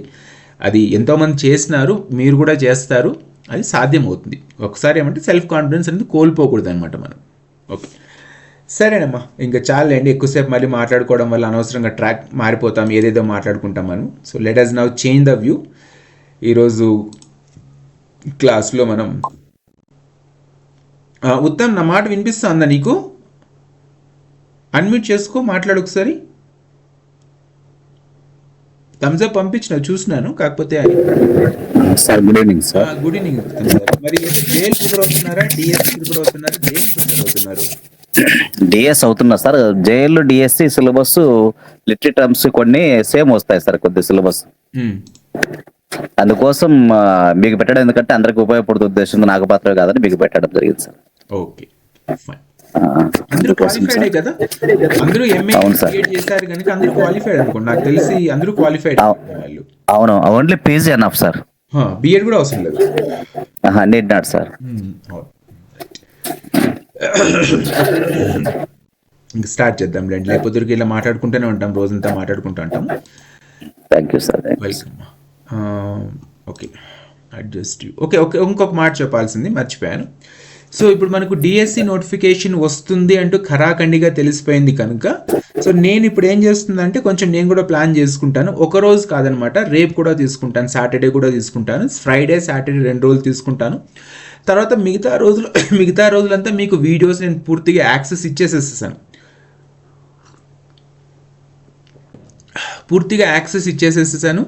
స్కూల్ అసిస్టెంట్ ఇంగ్లీష్ సంబంధించిన మొత్తం లిటరేచర్ వీడియోస్ 52 వీడియోస్ అన్నీ ఓపెన్ చేశాను. సిబిటీస్ కూడా ఓపెన్ చేశాను, పీజీటీ కూడా ఓపెన్ చేసేసేసాను. ఇంకేదైనా perspectives in education, class room implications of education psychology, GK ఏమన్నా వీడియోస్ కానీ లేకపోతే సిబిటీస్ కానీ లిమిట్ 1 మాత్రమే ఉందనుకోండి. మామూలుగా ఉంటుంది కదా ట్యాబ్ది, లిమిట్ టు 1 రెస్పాన్స్ అని ఉంటుంది. దాన్ని మాత్రం ఏదైనా ఒకవేళ ఇంకా అట్లాగా ఉంటే దాన్ని అన్నింటినీ కూడా డిజేబుల్ చేసేసి మొత్తం అన్నీ ఓపెన్ చేసి మీకు ఇచ్చేస్తాను. మండే లోపల అదే సండే లోపల మీకు ఇచ్చేస్తాను. కాకపోతే నా పాయింట్ ఏముందంటే, మొదటి నుంచి చెప్తుంది ఏముందంటే, నేను మామూలుగా మీకు తెలుసు 4:45 కంతా లేసేస్తే 5:30 కంతా ఒక వీడియో రిలీజ్ చేస్తాను, ఒక క్వశ్చన్ పేపర్ రిలీజ్ చేస్తాను. మీరు దాన్ని రాస్తూ వెళ్తున్నారనుకోండి, ఒక కనెక్టివిటీ అనేది ఏర్పడుతున్నారు. అంటే నేను ఏం చేస్తున్నారో నాకు అర్థమవుతుంటుంది, మీరేం చేస్తున్నారో మీకు అర్థమవుతుంటుంది, పక్క వాళ్ళు ఏం చేస్తున్నారు కూడా మీకు అర్థమవుతుంటుంది. కాకపోతే దీంట్లో ఏం జరిగిందంటే వరుసగా చాలామంది రాయకపోవడము, చాలామంది పట్టించుకోకపోవడంతో నాకు కూడా కొంచెం కోపం అనుకోండి, ఏదైనా అనుకోండి, నాకు కూడా విసుగు వచ్చిందనమాట. ఎందుకు చిన్నపిల్లల్లాగా మొదటి క్లాస్లో మనం మాట్లాడుకున్నాం, నా స్ట్రాటజీలో ఏదైనా ప్రాబ్లం ఉందా, అప్రోచ్లో ప్రాబ్లం ఉందా అంటే ఖచ్చితంగా నా అప్రోచ్లో ప్రాబ్లం ఉందనే విషయం నాకైతే క్లీన్గా అర్థమైపోయింది. ఎందుకంటే మీరందరూ పెద్దవాళ్ళు, ఉద్యోగాలు చేసుకుంటుంటారు, బిజీగా ఉంటారు, భార్య, పిల్లలు, భర్త, రకరకాల సమస్యలతో ఉంటారు. సో అట్లాంటి వాళ్ళని పట్టుకోవచ్చి లేదు ఖచ్చితంగా 4:45కే లేయాల్సిందే, 5:30కి మొదలు పెట్టాల్సిందే, 6:30కి చూడాల్సిందే, 7 గంటలకంతా క్వశ్చన్ పేపర్ రాయాల్సిందంటే కష్టమే అనిపిస్తుంది. నేనైతే సరే నాకు అలవాటు అయిపోయింది కనుక ఏదైనా జరిగిలేండి, ఎమోషన్స్ ఫీలింగ్స్ అన్ని పక్కన పెట్టి ఒక రొటీన్ ఫాలో అవుతాను కనుక నేను చేస్తున్నాను. కానీ నాలాగే మిమ్మల్ని అందరినీ చేయండి అంటూ బాధ పెట్టడము, కష్టపెట్టడం అని సమంజసం కాదనే విషయం నాకైతే క్లీన్గా అర్థమైపోయింది కనుక నేను ఓపెన్గా ఇచ్చేసి వస్తున్నాను మీకు అందరికి. మీరు ఎప్పుడన్నా చూసుకోండి, ఎలాగైనా చూసుకోండి, ఎలాగైనా చదువుకోండి, ఏ సీక్వెన్స్లోనే చదువుకోండి. కనుక దానివల్ల నాకేం అభ్యంతరం లేదు. కానీ వీకెండ్ ఎగ్జామ్స్కి వచ్చినప్పుడు మాత్రము, అంటే మనకు సండే ఎగ్జామ్స్ వచ్చినప్పుడు మాత్రము నేను ఓవరాల్ సిలబస్ మీద క్వశ్చన్ పేపర్స్ తయారు చేసి ఇవ్వాల్సి ఉంటుంది. కనుక ఇంతకుమించి నాకు మిగతా వాళ్ళ మీద ఎవరి మీద ఏం కోపం ఏం లేదు. ప్రతిరోజు పొద్దున్నే లేచి పంపిస్తాను, 8 గంటలకి ఒక 2-3 చేసింటారు, 4 చేయరు, ఇంకా వాళ్ళని ఆలోచించుకుంటూ ఆ రోజంతా నేను అదే అనిపిస్తాను. కష్టపడుతున్నారు. ఫర్ ఎగ్జాంపుల్ శివకుమార్ ఉన్నారు, సంతోష్ ఉన్నారు, షబీనా ఉంది, వీళ్ళందరూ పాపం రెగ్యులర్గా రాస్తుంటారు, అందరూ రాస్తున్నారు, ఎగ్జామ్స్ రాస్తున్నారు. రాయని వాళ్ళని మనసులో పెట్టుకొని వీళ్ళని కూడా ఏదో ఒకటి అనిపిస్తుంది అన్నమాట నాకు కూడా. కనుక ఇవన్నీ వద్దు, చిన్నపిల్లలాగా నేను ప్రవర్తిస్తున్నాను నాకే అనిపించింది, ఇలా ఎందుకు చేయాలి? కనుక ఓపెన్గా మొత్తం అన్నీ మీకు యాక్సెస్ ఇచ్చినాను. కాకపోతే నేను మానిటర్ చేస్తాను. ఇప్పుడు నాకు మెసేజ్లు పంపించిన దాని ప్రకారం చాలామంది లేదు సార్ మీరు మార్నింగే వీడియోస్ రిలీజ్ చేయండి సార్, ఈవినింగ్ వీడియో రిలీజ్ చేయండి, ఒక కంటిన్యూటీ ఉంటుంది అంటున్నారు. మీరు చెప్పింది నిజమే. కాకపోతే నాకు ఏమవుతుందంటే ఇంతమంది ఉన్నారు, 11 మంది, నాకు తెలిసి 11 మంది ఉన్నారు, ఎక్కువ మంది కూడా లేరు ఇప్పుడు మన గ్రూప్లో. ఆ 11 మందిలో కూడా 4-5 రాస్తారు, మిగతా 5-6 మంది రాయరు, అసలు క్లాసులకు రారు. సో నాకు రోజంతా వాళ్ళ మీద ఆలోచిస్తూ ఉంటుంది. నా భయం ఏమంటే మనమందరం కలిసి చదువుకుంటున్నాము, ఉద్యోగాలు వస్తే ఒక రోజులో మర్చిపోతారు, ప్రాబ్లం ఏం లేదు. రాలేదనుకోండి జీవితాంతం నన్ను తిట్టుకుంటారనమాట. ఓపెన్గా చెప్తున్నాను నేను మిమ్మల్ని. ఎందుకు ఈయన దగ్గరికి వచ్చి చదువుకుంటూ ఈయన చెప్పిందేం లేదు, చేసిందేం లేదు, మాకు ఎందుకు పనికి రాకుండా అయిపోయింది, 1 సంవత్సరం వేస్ట్ అయిపోయింది, 2 సంవత్సరాలు వేస్ట్ అయిపోయింది, ఇతని దగ్గర కాకుండా వేరే వాళ్ళ దగ్గర చదువుకుంటే మాకు ఉద్యోగాలు వచ్చి కదా అంటారు. అట్లాంటి వాళ్ళు ఎవరన్నా రెగ్యులర్గా క్లాసెస్కి వస్తూ క్వశ్చన్ పేపర్లు ఆన్సర్లు రాస్తూ నాతో క్వశ్చన్లు అడుగుతూ డౌట్లు క్లియర్ చేసుకుంటూ మీరు అట్లా మాట్లాడితే నిజమే, నేను కూడా ఒప్పుకుంటాను. ఎప్పుడో పండక్కో పబ్బానికో ఒకసారి వచ్చి మాట్లాడతారు, తర్వాత ఎప్పుడు రాస్తారో తెలియదు, మెసేజ్లు పెడితే రెస్పాండ్ ఉండదు. ఇట్లాంటి వాళ్ళు కూడా లాస్ట్కి ఏం చేస్తారంటే, ఉన్న మనిషి మనస్తత్వం ఏముందంటే తమ చాతకానితనాన్ని సొసైటీలో కప్పిపుచ్చుకోవడం కోసం ఎవరి మీద ఒకరి మీద వేసేస్తాం అనమాట, నెపం వేసేస్తాం, బ్లేమ్ చేస్తాం. సో అప్పుడు ఎవరు దొరుకుతారంటే నా లాంటి వాడు బలిపశు అయిపోతాడు అనమాట. కనుక నేను మ్యాక్సిమం అందరినీ రిమూవ్ చేసుకుంటూ ఫిల్టర్ చేసుకుంటూ వెళ్ళిపోయినాను. ఉన్న వాళ్ళైనా కాస్త కరెక్ట్గా చదువుకుంటే మీకు ఉద్యోగాలు వస్తే నాకు సంతోషము, అంతకుమించి నాకు ఇంకేం అవసరం లేదు. కనుక ఈ గోల్ అంతా చెప్పడానికి కారణం ఏముందంటే, మీకు ఓపెన్గా రిసోర్సెస్ అన్నీ ఇచ్చేసినాను, మీరు చదువుకోండి. మీకు ఏదైనా డౌట్ ఉన్నా లేకపోతే ఏదైనా ప్రాబ్లం వచ్చినా నాతో మాట్లాడుతుండండి, గ్రూప్లో మనం యాక్టివ్గానే ఉందాం. ఓకేనా? ఇంతకు మించి నేను చాలామంది అడుగుతున్నారు సార్ పంపించాను అంటున్నారు, మళ్ళీ అది తీసుకొని మళ్ళీ నేను అనవసరంగా ఫ్రస్ట్రేషన్ అయ్యి మిమ్మల్ని ఎందుకు అనవసరంగా డిస్టర్బ్ చేయాలి. బాగా చదువుకుంటున్నారు, పేర్లు కూడా చెప్తున్నాను నేను, బాగా రెగ్యులర్గా చదువుకుంటున్నారు. శివకుమార్ చదువుకుంటున్నాడు, షబానా చదువుకుంటా ఉంది, షబీనా చదువుకుంటా ఉంది, తర్వాత వచ్చేటప్పటికి సంతోష్ చదువుకుంటా అన్నాడు. సో వీళ్ళు రెగ్యులర్గా రాస్తున్నారు, ఎగ్జామ్స్ రాస్తున్నారు, పాపం వాళ్ళ కష్టం వాళ్ళు పడుతున్నారు. కనుక మిగతా వాళ్ళు కూడా చేయండి. ఎవరైతే రికార్డెడ్ వీడియో చూస్తున్నారో వాళ్ళు కూడా ఇదే చెప్తున్నాను, మీరు రెగ్యులర్గా ఉండండి, రెగ్యులర్గా చదువుకోండి, ఉద్యోగాలు వస్తాయి. లేదు అమావాస్యకి పండక్కి పబ్బానికి వచ్చినట్లు చదువుకుంటా ఉద్యోగాలు రాలేదు, తర్వాత రాకపోవడానికి కారణం నేనే అంటే మాత్రము అందులో వాస్తవం ఎంతో మీకు తెలుసు, నాకు తెలుసు. సో స్టాప్ చేద్దాం. 7:30 అరగంట సేపు మాట్లాడుకున్నాం, మనము క్లాస్లోకి వెళ్దాం మనం, సరేనా? అడ్జస్ట్ వ్యూలోకి వెళ్ళి auto dynamic spotlight slide bar, okay right, సరేనండి. సో లాస్ట్ టైము మనం ఏం చేసాము, టీచింగ్ మెథడాలజీకి సంబంధించిన క్వశ్చన్స్ని మనం ప్రాక్టీస్ చేసుకున్నాం. ఎందుకు ఇలా చేస్తున్నానంటే, ఒకసారి ఫుల్ రివిజన్ చేసేద్దాం మనం. క్వశ్చన్ పేపరు ఒక 2-3 క్లాసులు పడతాయి, నాకు తెలిసి రేపటితో మొత్తం ఫుల్ రివిజన్ చేసేద్దాము. ఫుల్ రివిజన్ చేసేసిన తర్వాత ఎక్కడెక్కడ మార్కులు పోతున్నాయి అంటే, మీకు లిటరేచర్లో మార్క్స్ పోతున్నాయా, గ్రామర్లో మార్క్స్ పోతున్నాయా, వొకాబులరీలో మార్క్స్ పోతున్నాయా, లేకపోతే ఇది వచ్చేటప్పటికి మనకు కంపోజిషన్స్ ఏవైతే షార్ట్ కంపోజిషన్స్ ఉన్నాయో, లెటర్ రైటింగ్ కావచ్చు, నోటీస్ కావచ్చు, వీటిలో మార్కులు పోతున్నాయా, లేకపోతే జనరల్ నాలెడ్జ్లో పోతున్నాయా, లేకపోతే పర్స్పెక్టివ్స్ ఇన్ ఎడ్యుకేషన్ కానీ class room implications of education psychology ఎందులో పోతున్నాయంటే ఒక ఐడియా వచ్చింది అనుకోండి, అప్పుడు ఆ ఏరియాస్ని కొంచెం ఎక్కువ ఎంఫసైజ్ చేసుకుంటూ నేను ఇంకొకసారి క్లాసెస్ తీసుకుంటాను. ఓకే, సో ముందుగా చెప్పింది ఏముంది, నోటిఫికేషన్ వస్తుంది లేదా నోటిఫికేషన్ వస్తే నా ప్లాన్ చేంజ్ చేసుకుని దానికి అనుగుణంగా మార్చుకుంటాను చెప్తున్నాను. కనుక మార్చుకుంటా, రేపు కూడా క్లాస్ తీసుకుంటా. ఫ్రైడే సాటర్డే 2 రోజులు ఇప్పటి వరకు ఉన్న దాని ప్రకారం పెంచుకుంటూ పోదాం. ఒకసారి ఈఎంఆర్ఎస్ వాళ్ళకి ఆ యొక్క క్లాసెస్ సిలబస్ కంప్లీట్ అయిపోయిన తర్వాత వాళ్ళకి కావాలంటే ఒక 2 రోజుల్లో 3 రోజులు తీసుకొని, మీకు 2 రోజులు కాకుండా 3 రోజులు కావచ్చు లేదా 4 రోజులు తీసుకుంటా, సరేనా? సో క్వశ్చన్ ఆన్సర్స్ మనం ప్రాక్టీస్ చేద్దాము. ఎవరైతే ఉన్నారో మీరు ఒక్కొక్క క్వశ్చన్ చదువుదాం, దాని మీద ఏదైనా డిస్కస్ చేసుకోవాల్సి ఉంటే దాన్ని మనం డిస్కస్ చేసుకుందాం. సో నాకు ఎవరు స్క్రీన్ మీద కనిపిస్తున్నారో వాళ్ళే అడుగుతాను, వాళ్ళే మీరు ఒకరి తర్వాత ఒకరు చదువుతూ ఉంటే మనం ప్రాక్టీస్ చేసుకుని వెళ్ళొచ్చు. ఫస్ట్ నాకు Gayatri చదవమ్మా. Yes, sir. The following is the significance of the poet addressing his plea to his father in the final line of the poem, where the mind is without fear. Options: it represents a religious invocation. It symbolizes the poet's personal relationship with his father. It signifies the poet's appeal to a higher power of authority. Option 4, it reflects the poet's longing for parental guidance. Right, ఓకేనమ్మా.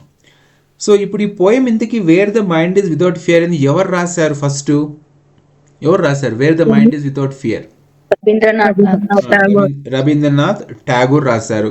సరే, ఠాగూర్ రాసినటువంటి అత్యంత విలువైనటువంటి పుస్తకం పేరు, what is the name of the book publish? Gitanjali. Okay, ఎప్పుడు publish చేసినాడు గీతాంజలిని? 1910. అతనికి నోబెల్ ప్రైజ్ వచ్చింది 1913లో. బుక్ ఎప్పుడు పబ్లిష్ చేసినారు? 1910లో పబ్లిష్ చేసినారు. సో భారతదేశం నుంచి మొట్టమొదటిసారి లిటరేచర్లో నోబెల్ ప్రైజ్ తెచ్చుకున్నటువంటి మొట్టమొదటి భారతీయుడు వచ్చేటప్పటికి రవీంద్రనాథ్ ఠాగూర్. ఆయన రాసినటువంటి పోయం ఏదైతే స్కూల్ అసిస్టెంట్ ఇంగ్లీష్లో ప్రిస్క్రైబ్ చేస్తున్నారో అది వచ్చి where the mind is without fear. అందులో మనకు పోయంలో the following is the significance of the poet addressing his plea to father అంటూ లాస్ట్లో మనకు ఒక లైన్ చెప్తాడు in the final line of the poem. దానికి అర్థం ఏమంటే it signifies the poet's appeal to a higher power of authority.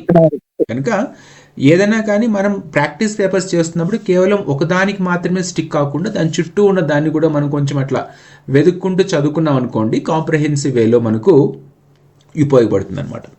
Next Dev Kumar, చదవగలవా నువ్వు? ట్రయల్లో ఉన్నట్టున్నావు Dev Kumar sir.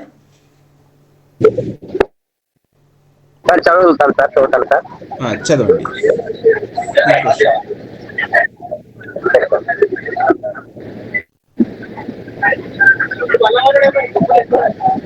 Following is the speaker's attitude toward the subject change throughout the poem. A slumber did my spirit.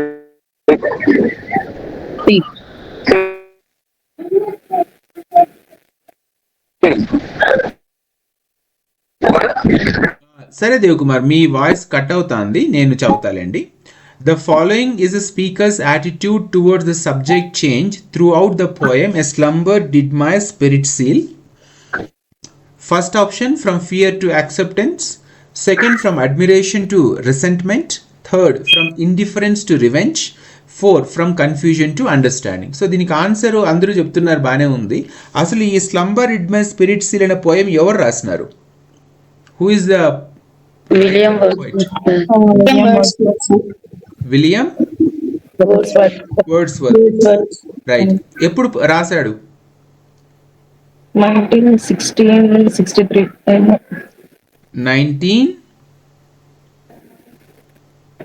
Year of publication 1916. Okay. తర్వాత వర్డ్స్వర్త్ వచ్చి ఎలాంటి poet? Romantic పోయిటా, Victorian పోయిటా, Elizabethan పోయిటా, modern పోయిటా? Nature poet. Romantic poet కదమ్మా Shabina? Romantic poet sir. Romantic poet కనుక కొంచెం చూసుకోండి. ఫ్రమ్ ఫియర్ టు యాక్సెప్టెన్స్ అన్నమాట ఈ poem.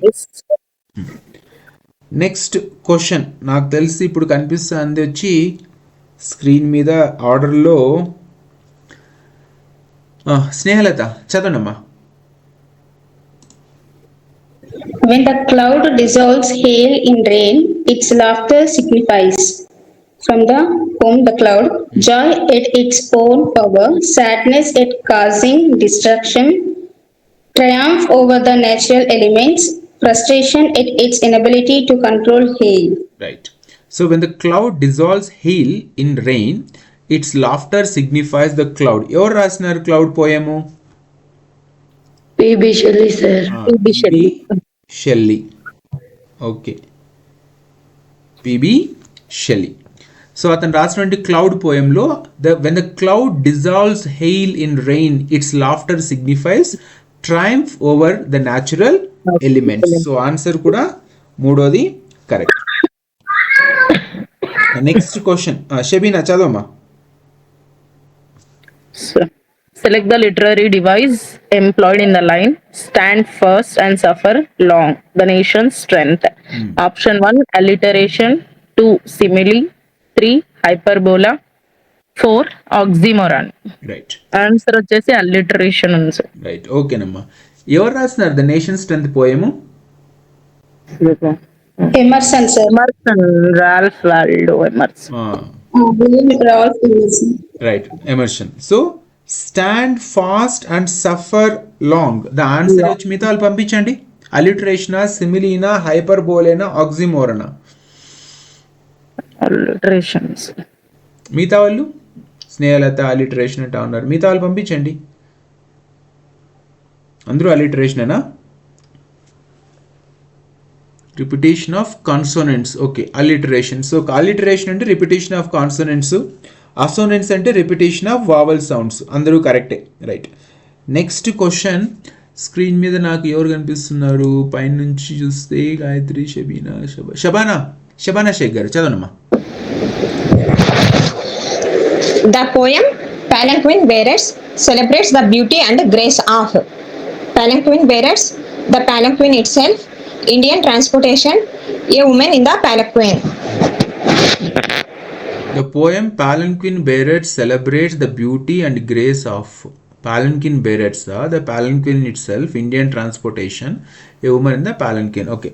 So palanquin bearers in a poem ఎవరు రాసినారు? Sarojini Naidu. Sarojini Naidu. So ఎందుకోసం రాసిందామా? A woman in the palanquin. Yes, sir. బోయలు, పల్లకి మోసే బోయల గురించి రాసిందా, పల్లకిలో ఉన్నటువంటి యువతి గురించి రాసిందా? ఆన్సర్ వచ్చి 4. A woman in the Palanquin. In 1903. ఎప్పుడమ్మా? 1903. 1903. ఏమో నాకైతే గుర్తు రావటం లేదు, చూద్దాం. Next question.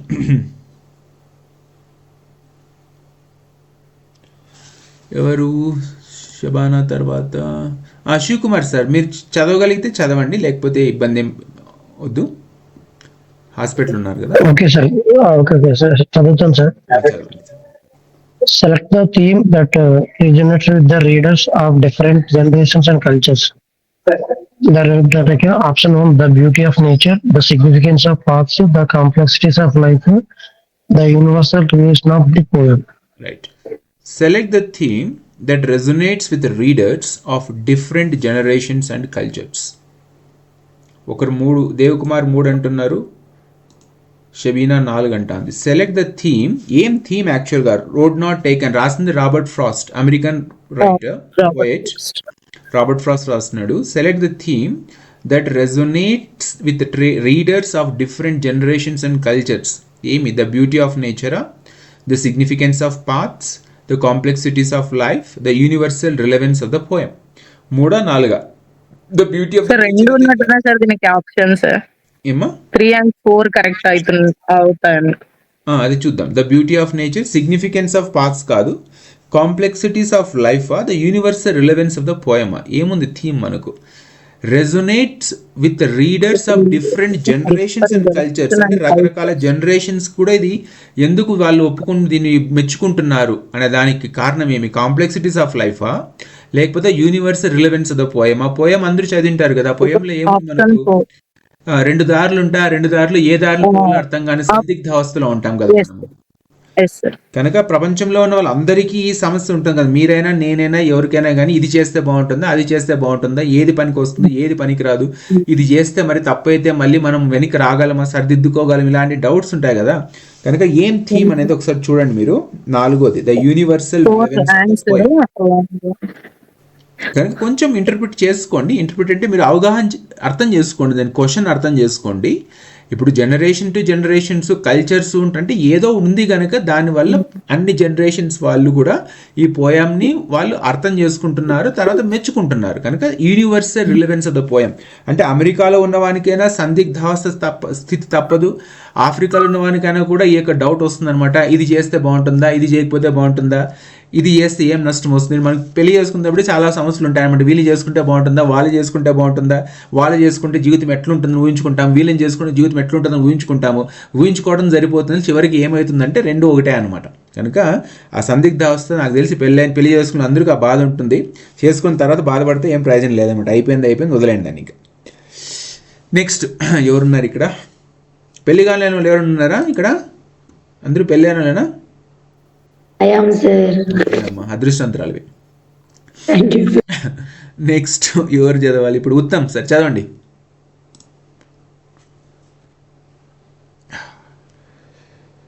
Uttam sir, good evening sir. Sir చదవండి sir. Sir, choose the correct statement about the narrator's response to the landlady's questions. Telephone conversation. Number 1, the narrator answers truthfully and directly. The narrator avoids the questions by changing the topic. The narrator's responses are sarcastic and ironic. The narrator becomes angry and hangs up the phone. So ఎవరైతే telephone conversation poem చదివింటారో ఎవరు దాని poet చెప్పండి. డబ్ల్యూతో start అవుతుంది కదా. Uli Soyinka. Soyanka. Only Soyanka. So choose the correct statement about the narrator's response to the landlady. So narrator ఇంటికి body కోసం వెళ్తే land lady రకరకాల ప్రశ్నలు వేస్తుంది, ఎందుకంటే వీడు బ్లాక్ పీపుల్ పర్సన్ కనుక. అప్పుడు సర్కాస్టిక్ వీడు ఏదో చెప్తాడు, చూస్ the correct statement about the narrator's response to land lady's question. The narrator answers truthfully and directly. The narrator avoids the questions by changing the topic, and the narrator's response is sarcastic and ironic. The narrator becomes angry and hangs up the phone. So అందరికీ తెలిసిన answer మూడే. Answer వచ్చి 3. ఇప్పుడు నేను ఒకటి చెప్తాను, ఒక round అయిపోయింది కనుక నేను ఎప్పుడు లాస్ట్ ఇయర్ అనుకుంటా లేదా 2024లో ఈ క్లాసెస్ అన్నీ మీకు నేను చెప్పుకుంటూ వచ్చినాను. ఉన్నవాళ్ళు ఎవరైతే ఉన్నారో గుర్తున్న నాకు రావడం లేదు. సో ఈ క్లాసెస్ అన్నీ ఒక రౌండ్ అయిపోయినాయి అనమాట. తర్వాత నేను మళ్ళీ చదవలేదు. ఇప్పుడు కూడా ఈఎంఆర్ఎస్ వాళ్ళకి క్వశ్చన్ పేపర్ ప్రిపేర్ చేసి వంట చేసుకొని కొంచెం బోన్ చేసి సాయంత్రం లైట్గా తింటాను కనుక తినేసి కొంచెం కూర్చున్నప్పుడు ఏం చదవలేదనమాట క్లాసుకి నేను. సరే క్వశ్చన్ పేపర్లు అని రెడీ చేసి పెట్టుకున్నాను, స్టార్ట్ చేసినా. మరి నాకు ఎలా గుర్తుకొస్తున్నాయి, మీకు ఎందుకు గుర్తు రావటం లేదు? కాన్సెప్ట్ అనే క్లారిటీ కానీ ఒక్కసారి వచ్చిందంటే మనకు ఆన్సర్స్ కానీ క్వశ్చన్స్ కానీ ఎంత తికమక అడిగినా కూడా ఆ కాన్సెప్ట్ మనకు అర్థమైంది కనుక ఆన్సర్ మనం చేయగలం. మనం 100కి 90% క్వశ్చన్స్ కాన్సెప్ట్ బేస్డ్ క్వశ్చన్స్ ఉంటాయి కనుక మనకు కాన్సెప్ట్ క్లారిటీ ఉందనుకోండి, ఆటోమేటిక్గా మనకు గుర్తుకొస్తుంది అనమాట. కాన్సెప్ట్ అంటే కాన్సెప్ట్ ఎట్లా క్లారిటీ ఉంటుంది? ఇప్పుడు పోయం ఉంది మనకు, night of the scorpion, Nissim Ezekiel. అందులో ఒక అమ్మ ఉంటుంది, పిల్లలు ఉంటారు, పిల్లలు కుట్టుకోకుండా తేలు వాళ్ళ అమ్మను కుట్టింటుంది కనుక వాళ్ళ అమ్మ దేవుని కృతజ్ఞతలు చెప్తుంది, నన్ను కుట్టినావు సరిపోయింది, నా పిల్లల్ని మీరు కాపాడినారు కదా అని కృతజ్ఞత చెప్తుంది. అంటే ఆ బాధలో బాధపడుతూ కూడా ఆమె సంతోషపడుతూ ఉంటుంది. ఎందుకు సంతోషపడుతుంది అంటే తన పిల్లలకి కుట్టలేదు కదా, తేలు కుట్టలేదు కదా అని. తర్వాత చుట్టూ ఉన్న పల్లెటూరు వాళ్ళందరూ వచ్చి ఏం చేస్తారంటే తేలు కుట్టిందంటే విషం ఎక్కుతుంది అని చెప్పేసి వాళ్ళు ఏం చేస్తారు, మంత్రాలంటే తంత్రాలంటే ఏవో చేస్తుంటే సూపర్స్టిషియస్ బిలీఫ్ సిస్టమ్ గురించి మనం మాట్లాడుకుంటాము. ఎప్పుడో చెప్పినాను నేను మీకు, 2024లో చెప్పినాను. ఎట్లా గుర్తుకొస్తాను నాకు? కాన్సెప్ట్ అనేది ఒక్కసారి మనం కింద మీద పడి చదువుకొని అర్థం చేసుకున్నామంటే జీవితంలో దాన్ని మనం మర్చిపోము. అలా కాకుండా కేవలం రెఫరెన్స్ మెటీరియల్స్, యూట్యూబ్ వీడియోలు చూసుకోనో, లేకపోతే వాళ్ళు చెప్పినారని వాళ్ళ మెటీరియల్ కొనుక్కోనో, వీళ్ళు చెప్పినారని వీళ్ళు పీడిఎఫ్లు తీసుకొని చదువుకుంటే మాత్రము కాన్సెప్ట్ క్లారిటీ ఉండదు. కాన్సెప్ట్ క్లారిటీ లేకపోతే ఏవైతే ఆ క్వశ్చన్ పేపర్లు పీడిఎఫ్లో కావచ్చు, మెటీరియల్లో ఏవైతే క్వశ్చన్లు ఉన్నాయో అవస్తే మాత్రం మనం ఎగ్జామ్ రాస్తాము, లేదంటే మిగతా వాటికి మనం ఆన్సర్ చెప్పలేము. కనుక నేను మొదటి నుంచి మీకు చెప్తున్నా, ఇప్పుడు చెప్తున్నా, 1 గంట నేర్చుకు పండుకోండి, 1 గంట త్వరగా లేండి, ఒరిజినల్ టెక్స్ట్ చదవండి. పోయమ్స్ కావచ్చు, ప్రోజ్ కావచ్చు, ఏవైనా నావల్స్ కావచ్చు, ఒరిజినల్ టెక్స్ట్ ఒక్కసారి చదివినారనుకోండి జీవితంలో ఆ కాన్సెప్ట్ అనేది ఒక్కసారి మైండ్లో స్థిరపడిపోతుంది. ఒక్కసారి మైండ్లో కానీ ఇంప్రింట్ అయిపోయింది అనుకోండి, ఇంక జీవితంలో దాన్ని మళ్ళీ మర్చిపోం, గుర్తు తెచ్చుకోవాలని వెంటనే గుర్తుకు వస్తుంది అనమాట. కనుక రెఫరెన్స్ మెటీరియల్స్, యూట్యూబ్ వీడియోలు ఎందుకు పనికి రావట్లయితే ఎంతోమంది నాకు తెలిసి, ఇంకా నేను మీకే తెలిసి నాకంటే ఎక్కువ అనమాట, దాన్ని అంటారు పుట్టకోటి చెట్టుకోటి యూట్యూబ్ వీడియోలు చెప్తున్నారు, క్లాసులు చెప్తూనే ఉన్నారు.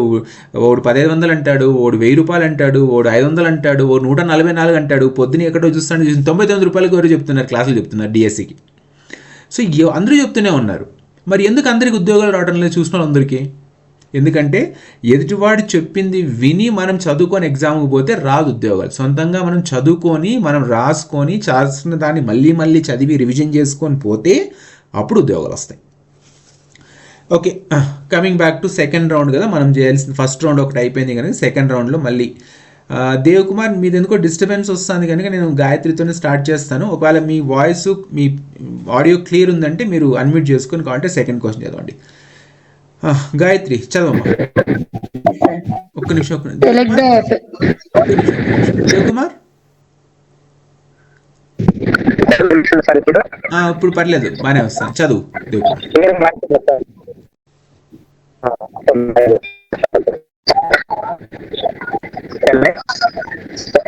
Using symbolism in poem Night of the Scorpion is provided.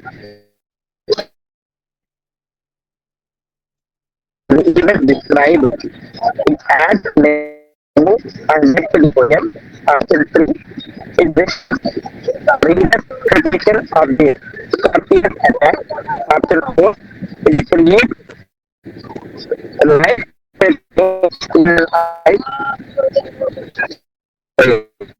Okay, so మిగతా వాళ్ళందరూ చూడండి, ఆన్సర్ పంపించండి. Select the effect of using symbolism in the poem Night of the Scorpion. It provides literal explanation for the events described. It adds layers of meaning and depth to the poem. It restricts the reader's interpretation of the scorpion's attack. It creates a light-hearted tone in an otherwise somber poem. Symbolism అంటే నల్ల scorpion రావడము, తేలు కుట్టడం, ఇవన్నీ symbolism ఉన్నాయి కదా night of the స్కార్పియన్లో. ఏం చూపిస్తుంది అది? ఆన్సర్ పంపించండి. It adds layers of meaning and depth to the పోయమా? ఓకే స్నేహలత. మిగతా వాళ్ళు select the effect of using symbolism in the poem night of the scorpion. It adds layers అందరూ అంటున్నారు. It creates a light hearted tone in an otherwise sombre poem. It restricts the reader's interpretation of the scorpion's attack. It provides literal explanation for the events described. Symbolism ఎందుకు పనికి వస్తుంది, ఎందుకు వాడతారు, symbols ఎందుకు వాడతారు అందులో?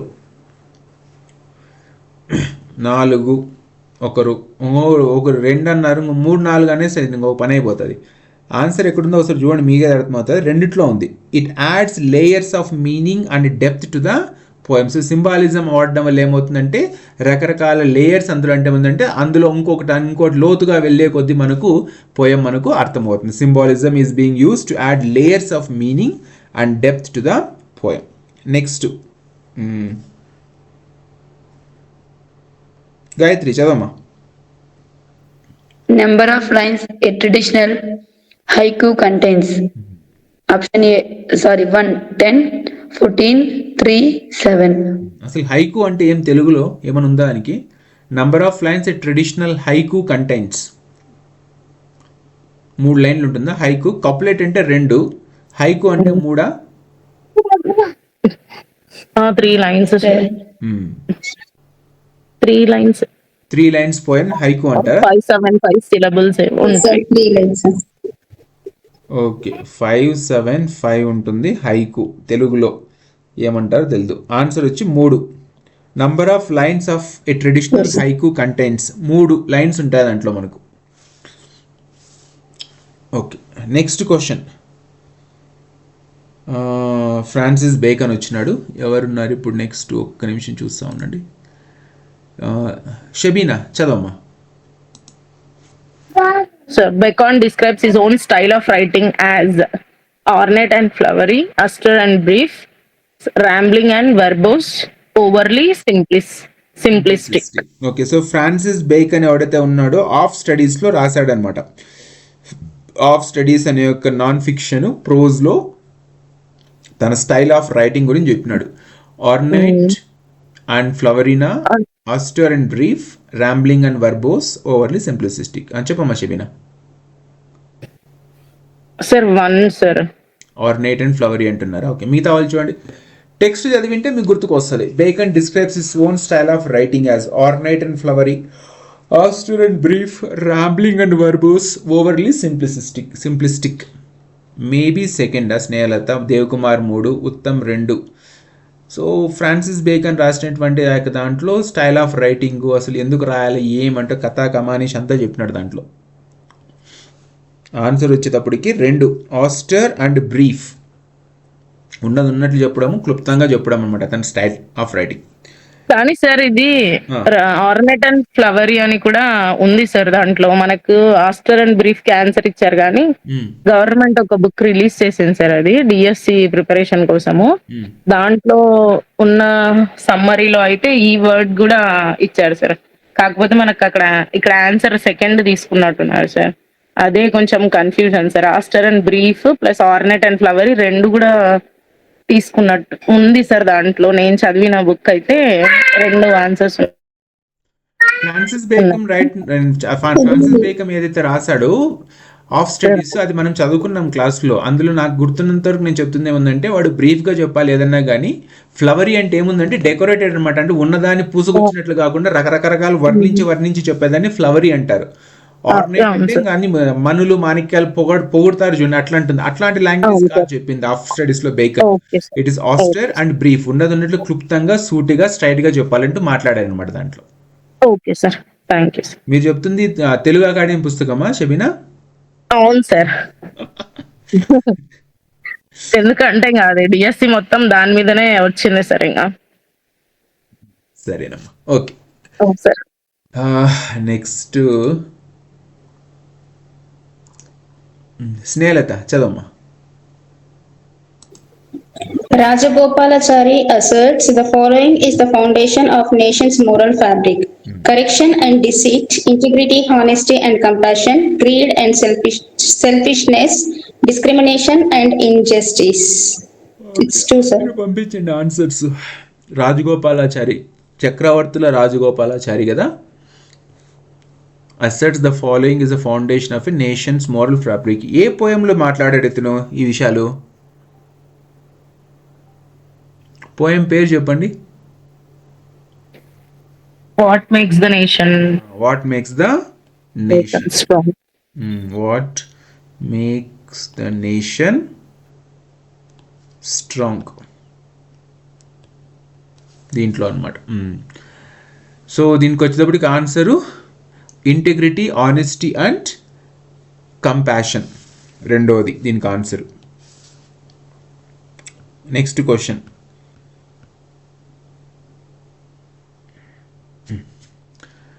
నెక్స్ట్ ఎవరున్నారు? స్నేహలత. స్నేహలత చదివారు కదా మీరు? Yes, sir. Okay, Uttam Yes, sir sir. చదవండి. ఉత్తమ్ సార్.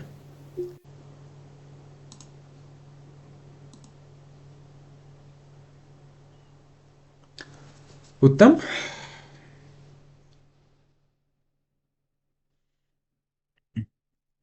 సరే నేనే చదువుతాను. చూస్ ద ఇన్కరెక్ట్ స్టేట్మెంట్. ఇక్కడ చూసుకోవాల్సింది ఏముందంటే ఇట్లాంటి పదాలు వచ్చినాయి, జాగ్రత్తగా ఉండాలి. చూస్ the incorrect statement regarding the behaviour of children and youth according to R.W. Emerson. Children and youth conform easily to the opinions and customs or adjusts. Infancy conforms to nobody. All conform to it, so that one baby commonly makes 4 or 5 out of adults who partly and play to it. Children and youth lack the ability to form genuine verdicts about people and events. The behavior of children and youth is mostly similar to that of adults as they learn from their surroundings. So R.W. Emerson రాసినటువంటి essay అనుకుంటే, ఇది కూడా ఒక essay ఉంది కదా, ఆ దాంట్లో ఏం చెప్పాడు ఇడు చెప్పండి. ఎస్సే పేరు ఏమైంది? R.W. రాల్ఫ్ వుడ్లో ఎమర్సన్ కదా. ఏం రాశాడు? దేంట్లో మాట్లాడేది ఇదంతా? The nation's, sir. ఏమ్మా? The nation's strength, sir. The nation strength. Okay, nation's స్ట్రెంగ్త్లో ఏం చెప్పాడు మనకు? ఎవరిని ఫాలో అవుతారు? నాలుగోదా, మూడోదా, రెండోదా? Answer correct. Choose the incorrect statement. ఇందులో ఏది తప్పు? Children youth conform easily to the opinions and customs are adults. Infancy conforms to nobody. All conform to it, so that one baby commonly makes. Answer చెప్పండి. ఏది incorrect అంటే దీంట్లో correct answer మనం ఏది తీసుకోవాలి? Option 1 అనుకుంటా. Option 1 ఒకరు, 4 ఒకరు.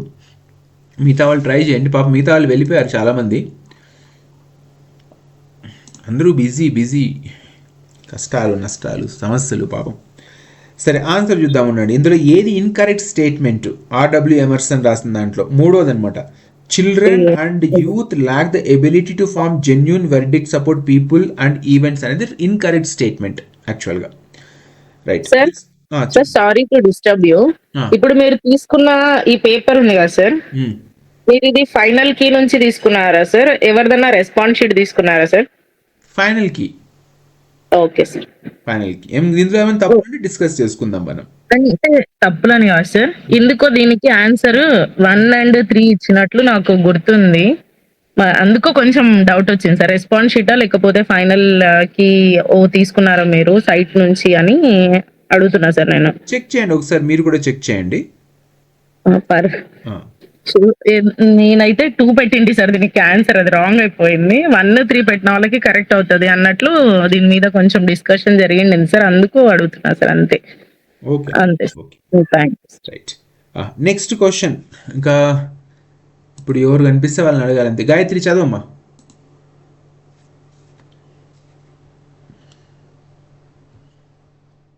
గాయత్రి, అందరూ అలిసిపోయినట్టున్నారు పాపం.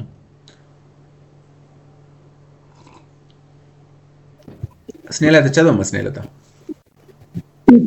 Choose the correct statement about handshaking and its symbolic significance. Handshakes have the same meaning and interpretation across cultures. Some people prefer handshakes to be unresponsive like a jellyfish. Different handshakes can carry distinct connotations and emotions. Handshakes should always be firm and crushing. Maybe answer is 3. Choose the correct statement about hand shaking and it's symbolic significance. పంపించండి, answer పంపించండి. షబీనా, గాయత్రి, మిగతా వాళ్ళందరూ ఎవరైతే ఉన్నారో క్లాస్లో, Uttam. Okay, so answer వచ్చి చూద్దాం. దీనికి 3 correct. Different hand shakes can carry distinct.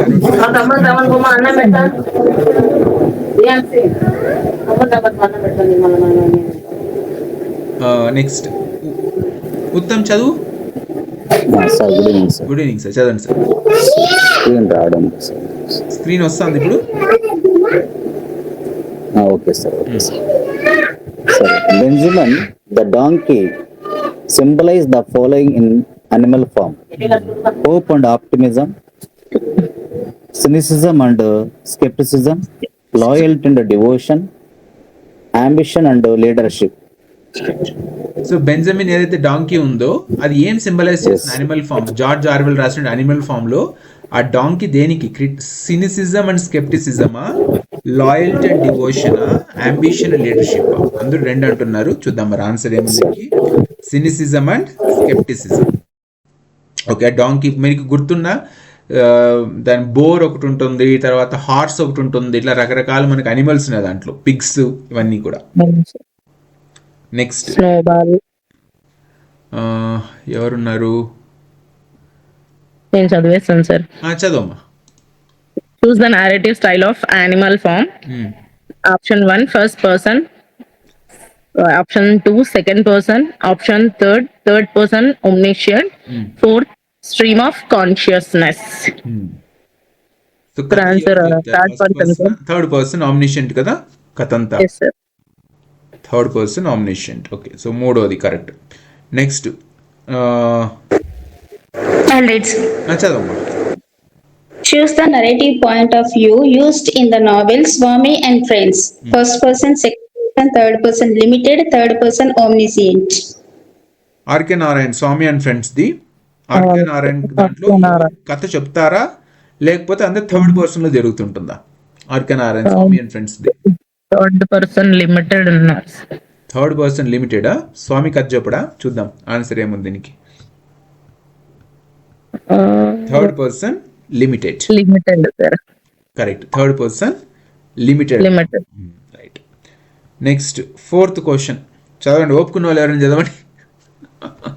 The significance of the yes. Okay, madam, continue please. చదవమ్మా Shabina. The significance of the novel's setting in the fictional town of Malgudi is from Swami and Friends. First option, it represents a specific location in India known for its historical significance. Option 2, Malgudi symbolizes a typical Indian town reflecting the complexities of Indian society. Option 3, the town is based on a real place in India, making the novel semi-autobiographical. Option 4, the setting is irrelevant to the overall themes and plot of the novel. Answer పంపించండి. The novel setting in the fictional. Fictional town కదా Malgudi. Yes sir. 2 nena. It represents a specific location. Malgudi symbolizes a typical Indian town reflecting Indian the town complexities of Indian society. అందరూ 2 అంటున్నారు.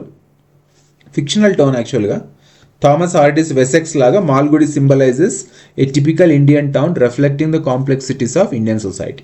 Okay right. Next చదవమ్మా Snehalata. Choose the character that rescues Sebastian after he is mistaken for Cesario, 12th Night, Vilo, Sir Toby Bates, Olvia, Antonio. So ఎవరైతే పూర్తిగా play చదివింటారో వాళ్ళకి మాత్రం answer రాగలదు.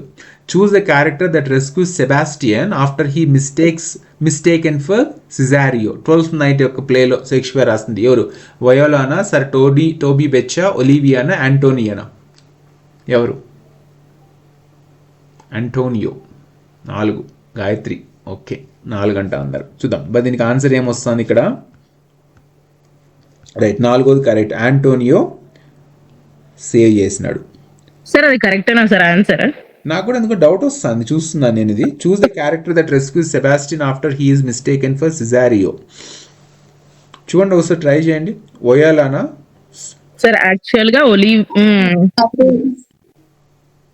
Olivia ఉంటది sir answer దానికి, కానీ వీళ్ళు ఆంటోనియో తీసుకున్నారు సార్. మనకి మార్క్ ఇవ్వలేదు సార్ డిఎస్సిలో. ఇవ్వలేదా? ఇవ్వలేదు సార్. అది బుక్ లో ఆంటోనియో రాసుకున్నారు వాళ్ళు, అందుకని అక్కడ ఆంటోనియో అవి ప్రూఫ్స్ తో కూడా ఇక్కడ మిస్టేకన్ ఫర్ సిజారియో అని ఇచ్చినప్పుడు అక్కడ సిజారియో ఉండరు కదా సార్, సెబాస్టియనే ఉంటాడు. ఒలివియా వచ్చి తీసుకెళ్లిపోతుంది, లోపలికి తీసుకెళ్లిపోయి రెస్క్యూ చేసి మ్యారేజ్ కూడా చేసుకుంటది కదా సార్. ఆ సీన్ ఉంది చూడండి సార్, దాంట్లో నుంచే కదా సార్ ఈ క్వశ్చన్. కానీ ఇది ఆన్సర్ అయితే ఆంటోనియో తీసుకున్నారు సార్. గూగుల్లో కొట్టినా కూడా ఆంటోనియో వస్తుందమ్మా. ఏం కానీ దీనికి చాలా డిస్కషన్ జరిగింది సార్. అది సార్ ఆ రెస్క్యూ నుంచి కాపాడేవాడు ఆంటోనియో కదా సార్ అక్కడ. అవును, నాకైతే ఇప్పుడు గుర్తు రావటం లేదు. ఉన్న వాస్తవం ఏమంటే నాకు గుర్తు రావటం లేదు. ఒకసారి చూడండి సార్ తర్వాత ఎప్పుడన్నా. కాకపోతే గూగుల్ తల్లి కూడా ఆంటోనియో అని అంటాను చెప్పుతాం.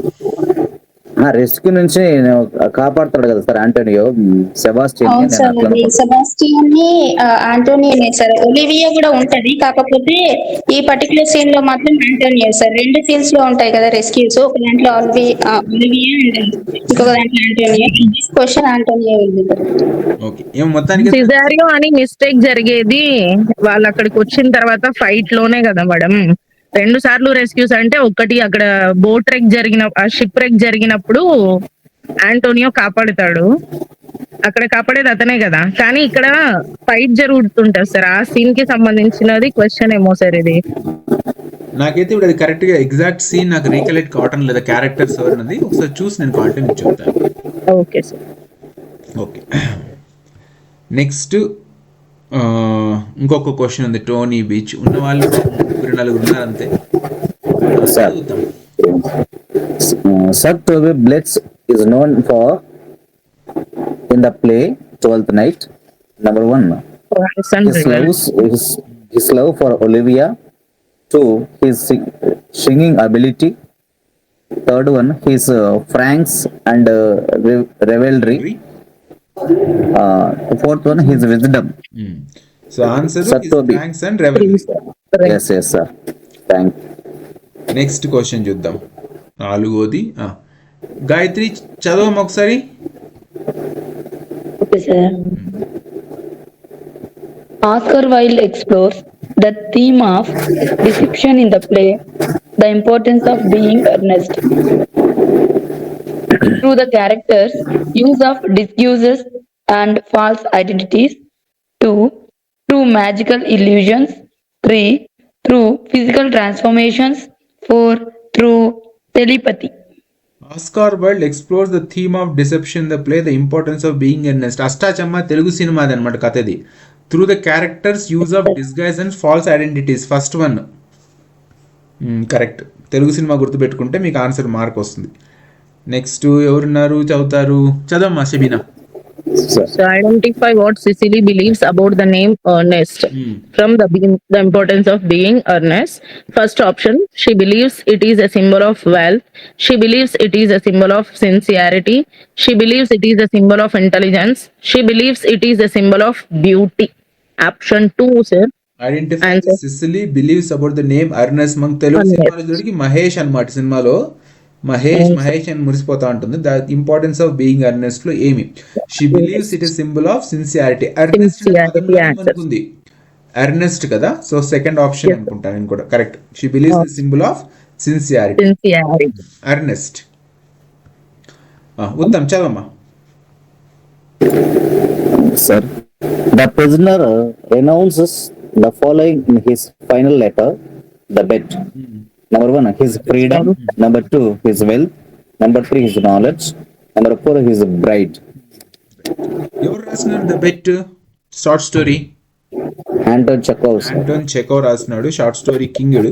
సో ఏం వదిలేస్తాడు? The prisoner renounces the following in his final letter. ఏం వదిలేస్తాడు చెప్తాడు కదా వానికి లెటర్ రాసి. ఫ్రీడమా, వెల్త్, నాలెడ్జా, బ్రైడా? దేని వదిలేస్తాడు? The prisoner renounces the following in his final letter. వానికి ఏదో వస్తుందని పాప లోపల పోయి ఉంటాడు కదా, ఒంటరిగా ఉంటాడు కదా వాడు, లాస్ట్లో ఏదో వదిలేస్తాడు చూడండి. నాలెడ్జా, ఫ్రీడమా, wealth? Knowledge, wealth. Wealth Devakumar sir 3 అని పెట్టారు ఇందాక. వదిలేస్తాడు కదా మరి లాస్ట్లో వాడికి అంతం కదా. అవునవును సార్. ఒక్క రాత్రి అందులో ఉంటే అని డబ్బులు వస్తాయి అనుకున్నప్పుడు కూడా వదిలేసి వెళ్ళిపోతాడు చూడండి వాడు. సార్ గుర్తుంది సార్, ఇక్కడ సార్ 3 అని పెట్టేసరికి కన్ఫ్యూజ్. దేవకుమార్ సార్ 3 అని పెట్టారు, రైట్, ఓకే, మళ్ళీ 2 అని పెట్టారు, అందుకు కన్ఫ్యూజ్. ఓకేనమ్మా. చదవమ్మా Shabina. Identify the way how the narrator attempts to resolve his problem with the road engine engine trouble, by selling it to a collector, by driving it himself, by donating it to a museum, by seeking assistance from authorities. Option 4 sir answer. By seeking assistant from authorities, Authorities. Selling collector కాదు, by donating it museum కాదు, by seeking assistant from authorities. వాడు దాన్ని తట్టుకుని వెళ్ళిపోతాడు, ఓ చోటుకు పోతాడు, పోయి దానికి ఏదో లేదు సార్, ఆయన నడపడు సార్. అది ఇనిషియల్లీ అని ఒక టైం ని అక్కడ ఇచ్చారు కదా సార్, ఇనిషియల్లీ అని మున్సిపల్ అథారిటీస్ దగ్గరికి పోతారు కదా సార్ ఆయన. ఏమొస్తుంది ఆన్సర్? 4 వచ్చింది సార్. 4 వచ్చిందా? By seeking assistance from authorities. మొదట్లో యాక్చువల్ గా ఇక్కడ అథారిటీస్ అనే వర్డ్ మనకి లెసన్ లో రాదు సార్. మున్సిపల్ కమిషనర్ ని ఫస్ట్ అక్కడ పోయి కలుస్తాడు సార్ అతను, వాళ్ళకి అతనికి సలహా ఇచ్చింటారు సార్ అక్కడ. అక్కడ వాళ్ళకి అవసరం ఉంటది, వాళ్ళకి ఇచ్చేయి అన్నట్లు ఇస్తే వాళ్ళ దగ్గరికి వెళ్తాడు sir first.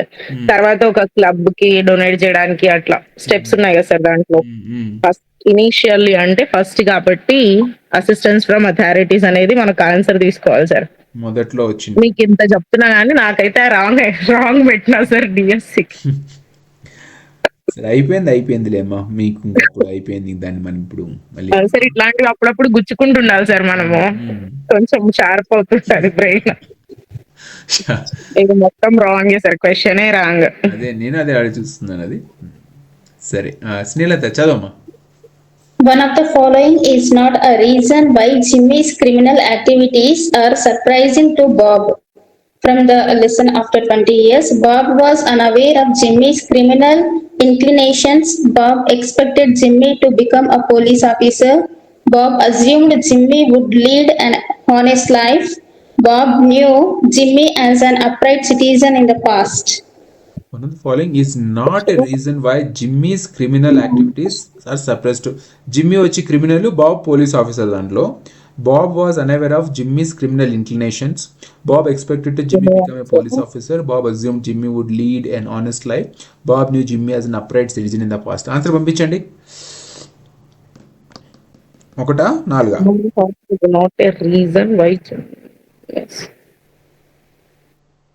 One of the following is not a reason why Jimmy's criminal activities are surprising to Bob.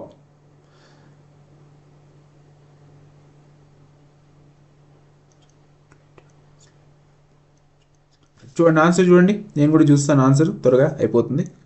రెండోది, Bob expected Jimmy to become a police officer is not a reason. One of the following is not a reason why Jimmy's criminal activities are surprising to Bob. మిగతా వాటి వల్ల surprise గురైనాడు కానీ Bob expected Jimmy to become a police officer అనేది surprise activity element కాదనమాట. Next question, Uttam చదువు. Choose the correct statement about O. Henry's explanation of human relationships. Number 1. O. Henry's stories rarely focus on friendship between characters. Number 2. He avoids delving into the complexities of human emotions. Number 3. O. Henry often exposes intricacies and emotions of human relationship. Fourth one, he only portrays superficial interactions among characters. Answer పంపించండి. Choose the correct statement about O Henry's exploration of human relationships. O Henry's stories rarely focus on relationship between characters కాదు. He avoids delving into complexities of human emotions కాదు. O Henry often explores intricacies and emotions of human relationship. మూడోదా?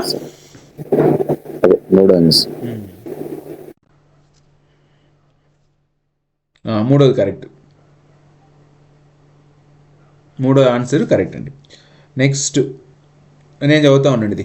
Identify the main theme of the story the bet, the conflict between material wealth and moral values, the pursuit of justice through punishment, the power of human relationship, the unpredictability of life. అందరూ answer చూసారంటే the conflict between material wealth and the moral values, ఇది story యొక్క theme అనమాట. Next క్వశ్చన్కి వస్తే నేను చదువుతున్నాను. Identify the initial argument that sparks the bet between the banker and the lawyer. So వాడు ఇద్దరు బెట్ వేసుకుంటారు కదా, బ్యాంకర్కి లాయర్ మధ్య ఏం జరుగుతుంది ఇనిషియల్ ఆర్గ్యుమెంట్?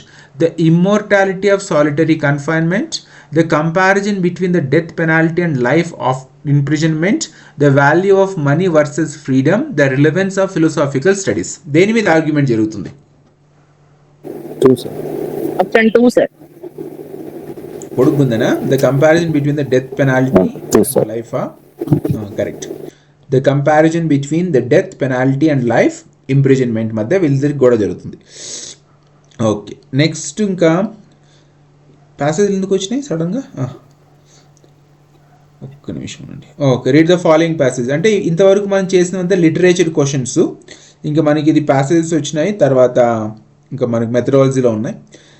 సరే, సో ఇంతవరకు మనం చేసిన దాంట్లో చాలా వరకు రీకలెక్ట్ చేసుకుని ఆన్సర్స్ చెప్పగలిగినాము. కొన్ని దాంట్లో మీరు అన్నట్లు నాకు కూడా కొన్ని డౌట్స్ ఉన్నాయి. కాకపోతే కీ ప్రకారం వెళ్తే మనకు వీళ్ళు కన్సిడర్ చేసిన దాని ప్రకారం మనం కూడా ఇంకా దీన్ని కొంతవరకు యాక్సెప్ట్ చేయాల్సి ఉంటుంది. సరే, so let me stop this presentation. ఒక 2-3 నిమిషాలు మాట్లాడుకొని ఫ్యూచర్ ఏం చేస్తాము, ఎలా చేస్తాము, జస్ట్ లీవ్ ద కాల్, ఏం చేయాలి, ఎలా చేయాలి అని ఒకసారి ఒక 2-3 నిమిషాలు మాట్లాడుకొని మనం క్లాస్ స్టాప్ చేద్దాం. ఓకే, సరేనండి.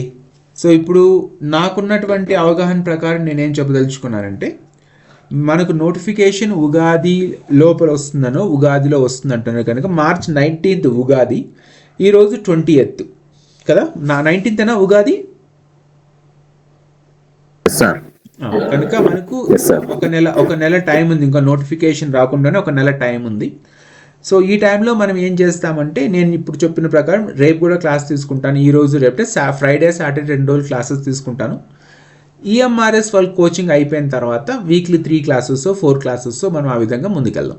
మీరు చేయాల్సింది ఏముందంటే, ఒక 1 వీక్ స్కెడ్యూల్ నేను రిలీజ్ చేస్తాను. మండే టు థర్స్డే వరకు మీకు స్కెడ్యూల్ రిలీజ్ చేస్తాను. లేదా మండే టు సాటర్డే వరకు ఒక స్కెడ్యూల్, ఇవి చదువుకోండి అని చెప్తాను.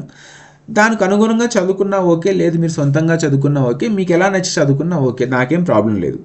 నోటిఫికేషన్ వచ్చిన తర్వాత నేను మీకు మా వీకెండ్ ఎగ్జామ్స్ ఫుల్ సిలబస్ మీద కండక్ట్ చేస్తాను. కనుక ఫ్రైడే సాటర్డే 2 క్లాసెస్ తీసుకుంటాను. ఇట్లా కాదనమాట, రివిజన్ లాగా కాదనమాట, పూర్తిగా రెగ్యులర్ క్లాసెస్ లాగా తీసుకుంటాను. మీకు ఫ్రైడే సాటర్డే 2 క్లాసెస్ తీసుకుంటాను, కొన్ని టాపిక్స్ తీసుకొని. ఏదంటే తర్వాత మనకు నోటిఫికేషన్ వచ్చిన తర్వాత వీకెండ్ ఎగ్జామ్స్ మీకు ఫుల్ సిలబస్ మీద. ఆల్రెడీ నాకు తెలిసి లాస్ట్ టైం 20 ఎగ్జామ్స్ పెట్టాము. మరి ఎవరు నాకు తెలిసి ఉత్తమ్ అయితే గుర్తున్నాడు, నాకు క్లాస్లో ఉత్తమ్ ఉన్నాడు, గుర్తున్నాడు. దేవ్ కుమార్ కొత్తగా వచ్చినారు, గాయత్రి కొత్తగా వచ్చింది, షబీనా మీరు కూడా కొత్తగా వచ్చినట్టున్నారు గుర్తున్నంత వరకు, స్నేహలత కూడా కొత్తగా ఉన్నారు. సో అందరూ కొత్త వాళ్ళే కనుక ఆ ఎగ్జామ్స్ అన్నీ కూడా ఒక సిస్టమేటిక్గా నేను మీకు రిలీజ్ చేస్తాను. కొత్తగా టెస్ట్లు కూడా పెడతాను, కొత్త ఎగ్జామ్స్ కూడా పెడతాను. సో ఇంతే సింపుల్. నేను అనుకున్న ప్రకారం ఫ్రైడే సాటర్డే 2 రోజులు క్లాసెస్, తర్వాత నోటిఫికేషన్ వచ్చిన తర్వాత సండే పూట మీకు ప్రతి వారం సండే మీకు ఎగ్జామ్స్ కండక్ట్ చేస్తాను ఫుల్ సిలబస్ మీద. మిగతా టైం మీరు సొంతంగా చదువుకోండి. ఇంతేనా నా వైపు నుంచి? నేను రికార్డింగ్ స్టాప్ చేస్తాను. మీ వైపు నుంచి ఏమైనా చెప్పదలుచుకుంటే, మీకు ఏమైనా డౌట్స్ ఉంటే మీరు ఒక 2-3 నిమిషాలు మనం మాట్లాడుకొని let us end this class.